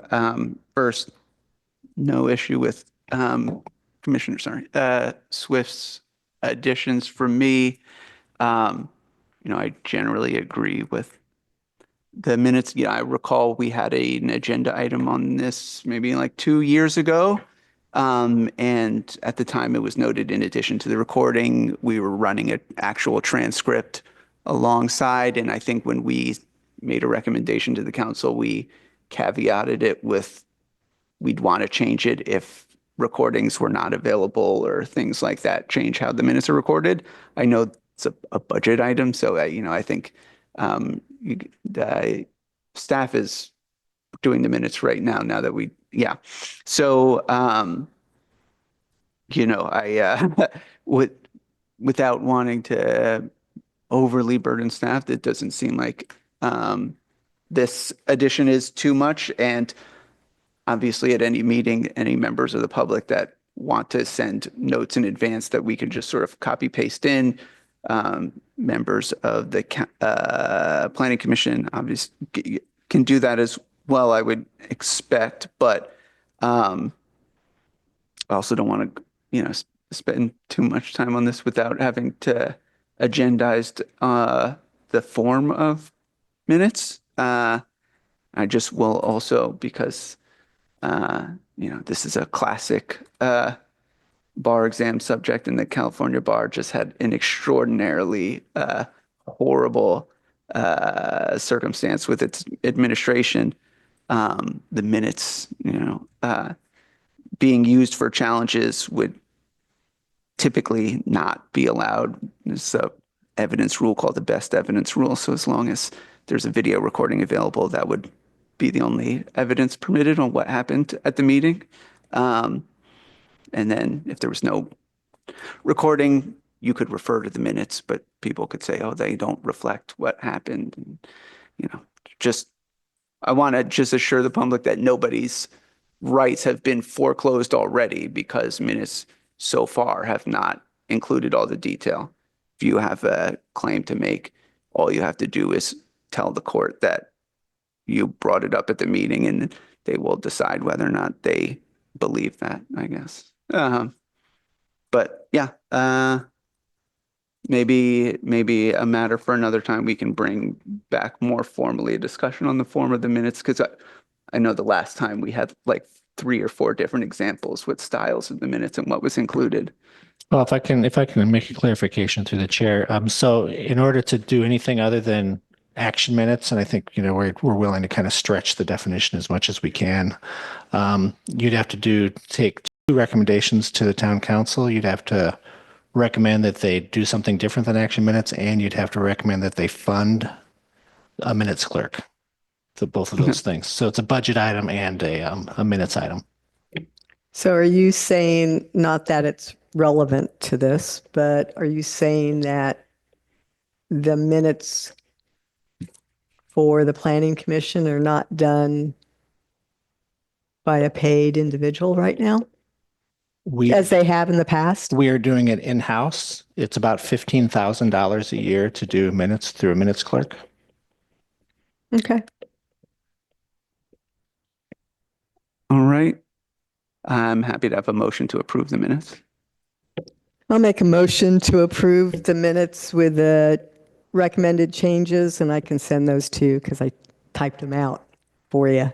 I got all of them except one, so All I right, I'll send appreciate them to getting you. them. Yes. We need a second. Second. Newton? Newton? Aye. Swift? Aye. Kelly? Aye. Bela? Aye. Petrone? Aye. Jansen? Aye. Chair Pfeffer? Aye.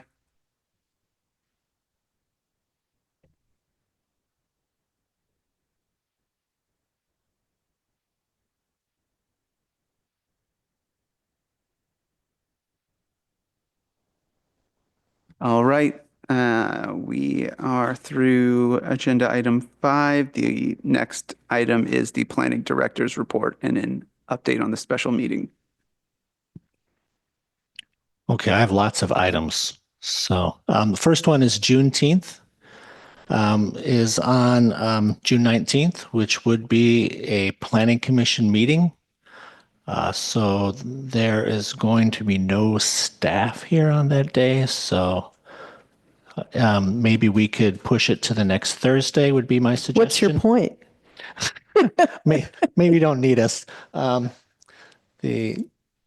it could be that if we didn't have any items, well, I think we're probably going to have items. So we should probably plan on having a meeting that month if possible. I would suggest the following Thursday, but that'd just be my suggestion.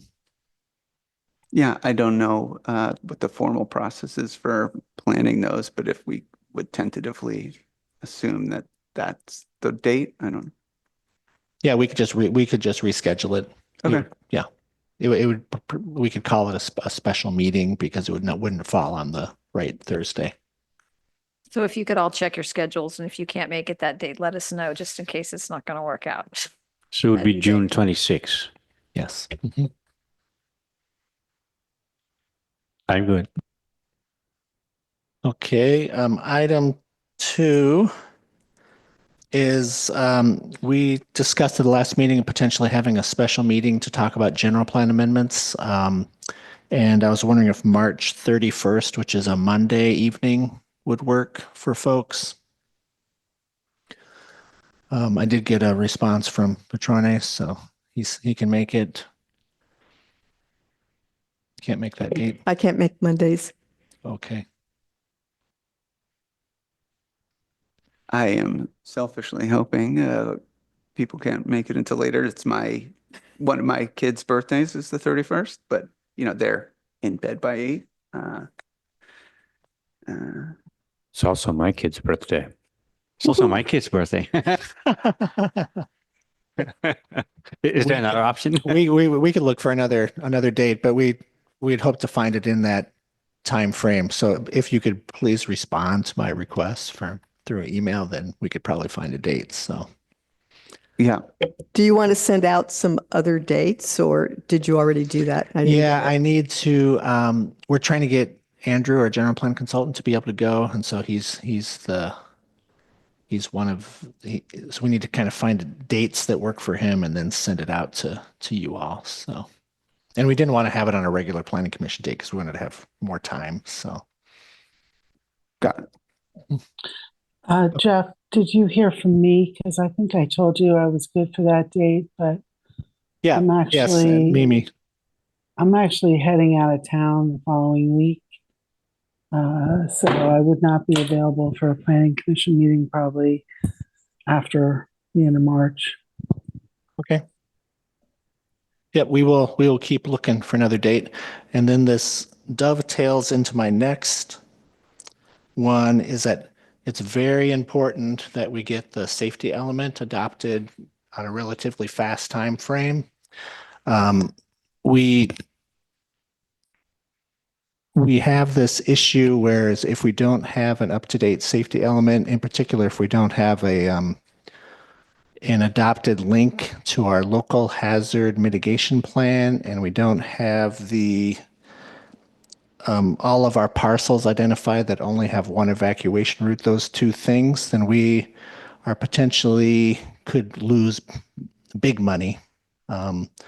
If we did have a disaster, we wouldn't be able to get reimbursed from OES by not having those two things. It's kind of this technical detail that they would just give us partial reimbursements for, say, flooding losses or fire losses. So it's very important. I want to emphasize that we get the safety element in particular adopted as soon as possible. In fact, I would almost say we should, it's probably important enough where we may just want to go straight to a public hearing on the draft that we have now, and then potentially amend it later if we felt that we still needed to amend it. So can you, because we have our own local hazard mitigation plan, and it's part of the county's Yep, we're good there. multi-jurisdictional plan. Yeah. So can you provide more information on Yes, what you just said about not getting? That is a very simple thing, and it's very technical. All we have to do is have a reference to the local hazard mitigation plan incorporated into our general plan. And then we just have to have the local hazard mitigation plan on the website available so that somebody can easily find it and they can find it through our general plan. So that's kind of very specific law that the state adopted a few years ago. So that's, I mean, we could do that without completely updating the safety element. The more significant concern is the lack, when we adopted the housing element, that triggers a requirement to identify all of the parcels in town that only have one emergency exit in case of a wildfire. And again, that's a very technical thing. You just have to have a map that shows them. And so kind of those two things are the things that would really trip us up if we were to be requesting reimbursements. And we know for certain that if we don't have a safety element that references the one way in, one way out, that by itself would impact reimbursements.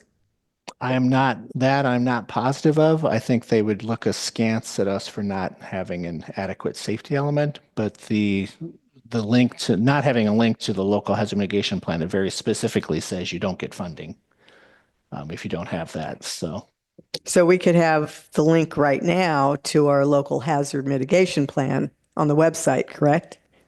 We would have to adopt it because it'd have to be a general plan amendment.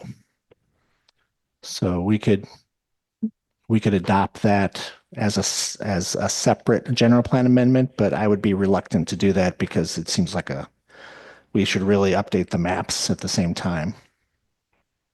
I mean, you could have a link to it on the website without having to adopt it first, just as a reference for the public.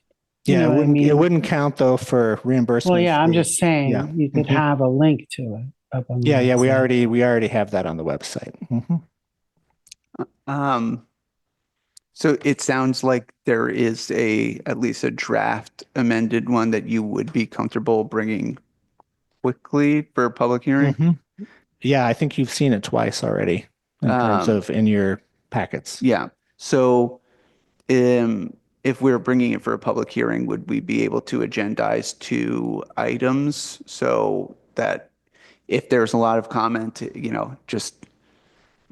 based on experience with the town, there could be separate motions to approve the specific changes, and then we would have had a hearing and an agendized item, and we could adjourn the second item for the remainder of the amendments, but sort of, at least be considering them holistically. Yeah, I just don't want to. I can envision a situation where a lot of people are saying we've not had enough time. There's all these things wrong with plenty of things that have nothing to do with the link to the hazard mitigation plan and the evacuation routes. And I think that it's fair to not want to rush through amendments to the general. Yeah, we could discuss all that at the meeting. And we had talked about doing them separately anyway. So the land use after the safety element. So if you could provide some dates, then we can kind of do a study session just on the safety element and go from there. Yeah. All right. Thank you. Okay. Let's see, I think I had another one. Oh, and then also there's the Planning Commissioner Academy that we attended, but I'll let Cindy and Daniele describe their experiences with that if they would like to. So that's it. I'll just make a quick plug for it. Oh no, I was just going to say thank you and just formally move us to commissioner comments and requests. Yeah. I'll just make a quick plug for it and say that as a new commissioner, I found it particularly helpful. And I mentioned this to staff at the actual event. I do think it would be quite helpful to have some sort of welcome packet or welcome meeting for commissioners to kind of go through the basics and the specifics of what this all entails, particularly the legal specifics. I downloaded all the materials. I'm happy to send them to staff if that's helpful. But even just a flyer with bullet points, I think would be great for any new commissioner. And I think my specific experience was a little bit atypical in that I was appointed 24 hours before my first meeting. So in my case, it would have been particularly helpful. But yeah, I found it very, very helpful and informative, and I'm very glad that I went. And thank you to staff for letting me know about it.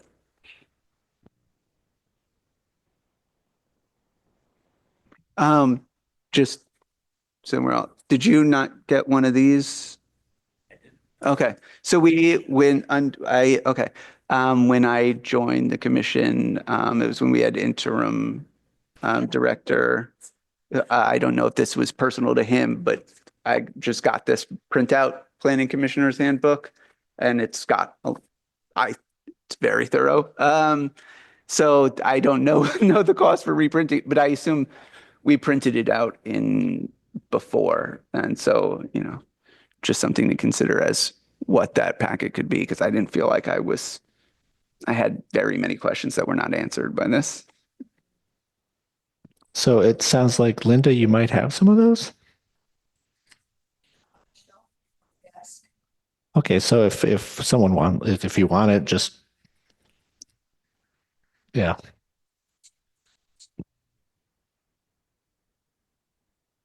Which planning director gave it to you? PJ? Oh, he doesn't hear me. David. Oh, no, because mine must be older than that, because David didn't give anything to me. They might be out of date, although they look like that.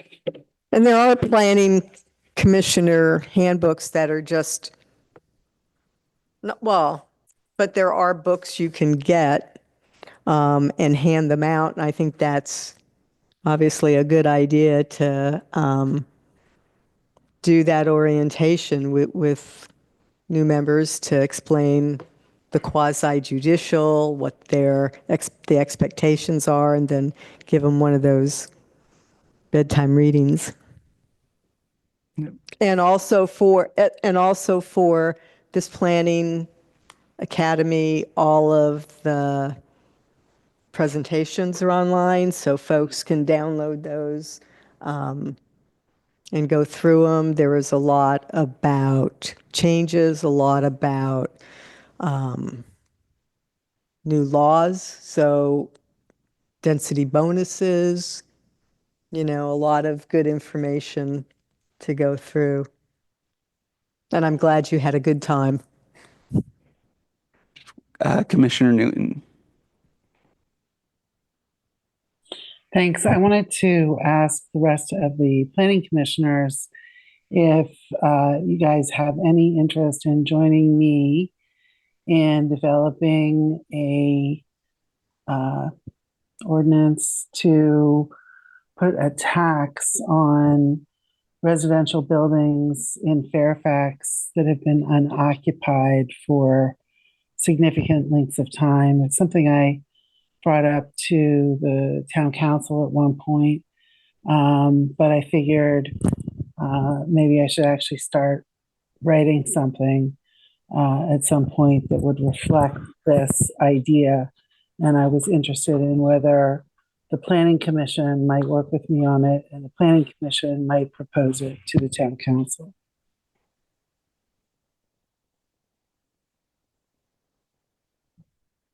You're talking about residential, like a vacancy tax on residential property or commercial property? Residential. I moved into Fairfax in 2006. There's a couple houses within, my block, basically. The block I walk around every day that have been empty since the day I moved in 2006. San Francisco has a tax on unoccupied homes. And it's not, unoccupied for a week. It's not unoccupied for a year. I think unoccupied for 5 years, something like that, and getting steeper as the time increased. I mean, I'm talking about 20 years at least, right? Because I didn't move into there until 2006. So I can't be the only one living next door to empty houses. I think they probably are around town in more places if I've got two alone in my neighborhood. And it's just a shame in my mind, people keeping their homes empty over. Well, I'd volunteer, be happy to work on that with you. I, don't want to go over it too much tonight. It's not a agendized topic in detail, but, there are costs on everybody in the town for unoccupied units, like just fire mitigation, increasing the risk of fire spread because the home is not occupied. Nobody's doing defensible space stuff. And, I know sometimes neighbors like pool together and have whomever comes and does landscaping in their neighborhood also cut down tall grass. And it is a cost for people. I'd be, feel I can email on that. There's a lot of costs. I have to give the Brown Act caution. Yeah. So I think two planning commissioners probably isn't a big deal, but you want to be careful. If you start getting three, then could be danger of a Jeff, serial meeting or something like that. I'm not suggesting we do this outside the planning commission meetings. I'm suggesting we do should be this an as official the planning commission agenda item. Yes. Okay, that's different. I thought you were talking about a subcommittee of some sort. No, I would propose to work with you on developing some proposed language and then presenting that as an agendized item for consideration by the planning commission. Yeah. Okay. Any other comments? Last call before we adjourn. Yep, Commissioner Villa. Yeah, just a couple thoughts. Thanks for bringing up that topic. A couple things just catching up on. One, wanted to respond to the public commenter regarding the Tenolima property and just wondering if maybe you've discussed this in previous sessions and I missed it. And if so, could someone just point me to the right minutes to explore for discussion on that topic? But if not, wondering could in your next report, could you give us a sort of update on enforcement of permit violations for Tenolima, just acknowledging the public commenter's request. Second is in the process of updating our general plan, just curious about the fate of the town center plan, which I think was a great plan when it was done in 2012. And curious if that's also going to be updated as part of our GP amendments. In particular, I'm curious about what new information or new data we might need to update that plan. There was a parking study that was done in 2012, which may or may not be current.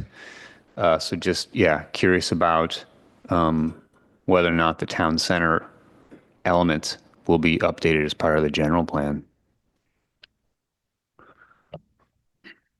And then two more things, and then I'll stop. So I know that the 95 Broadway School Street is a hot topic, and just wondering when and if there will be an opportunity for the PC to get a look at that project, presumably after June when the application is submitted or complete.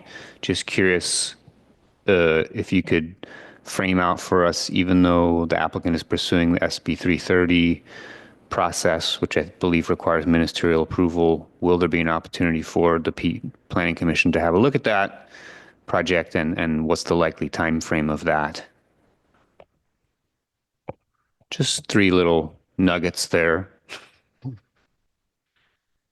Yeah, I think the last first is that they have 6 months to submit, but they could come in the door any day and submit a formal application. And then we would have to figure out the appropriate process. We can't make any commitments to meetings without consulting our legal team first. So what was the other one? The town center plan. I would call it a cosmetic update. We're not as you know, you've gotten it in your packet a couple times. The plan is to incorporate the town center element into the land use element, but then also do a separate standalone town center plan at some point, which is actually a program that's in the housing element. So sometime during this arena cycle, that would be one of the programs that the town would do, kind of a detailed town center plan. That would be the idea. Of course, we'd have to get, budget authority from the town council to do that because it would take a little bit of effort. And there may be ways to do pieces of it and kind of put it together. So anyway, so that would be something that we'd have to talk to the town council about. And I'm sorry, what was your other one? Well, just on the town center element. So there was a number of kind of public safety regarding pedestrian circulation improvements proposed in that plan, which seemed really useful and valuable, but few of which have been implemented. So wanted to push for that to be surfaced as whether it's in the housing element or part of the land use element. But there's some quite useful stuff back there from 2012. And then secondly, this ties into my last request, which is that or question is, there was a parking study done as part of that town center planning process in 2012. Just given what's forthcoming in the town in terms of potential new housing development, new changes in our downtown, it would seem like a good time to maybe take a closer look, and update that housing element, get some updated data on parking provision, and then possibly consider seeing what it would take to develop a parking management plan connected to the town center, so that we have this sort of somewhat limited resource of street parking and off-street parking. And my sense is that and many communities have demonstrated this, that through better management of that resource, it could be more serve our business community and serve our community better through better management.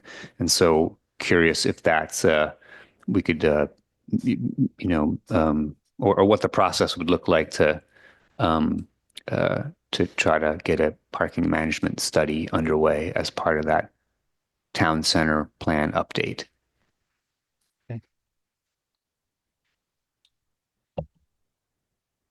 Commissioner Bell, I think you had that one last item about Tana Lima getting an update. Yeah, right. Then my first one, which got buried now under these other things, was just in response to the public comment regarding updating on Tana Lima and enforcing permit.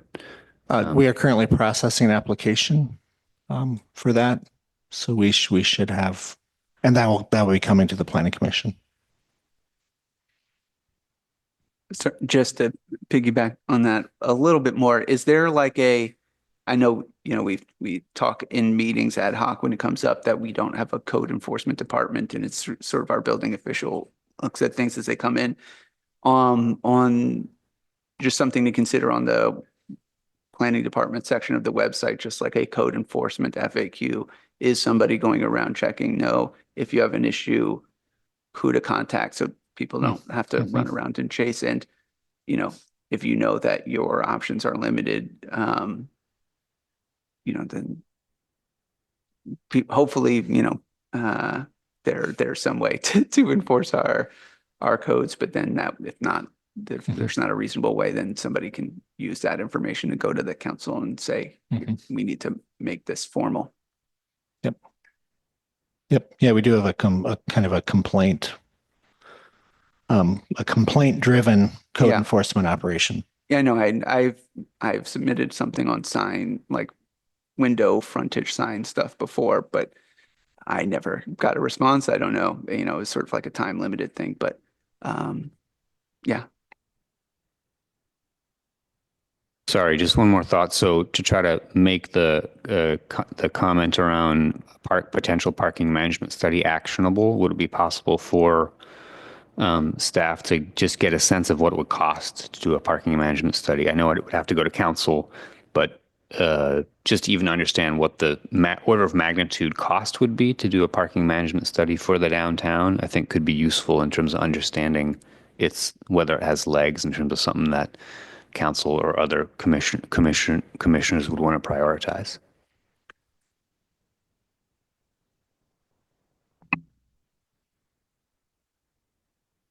Seeing no raised hands, I move to adjourn the meeting.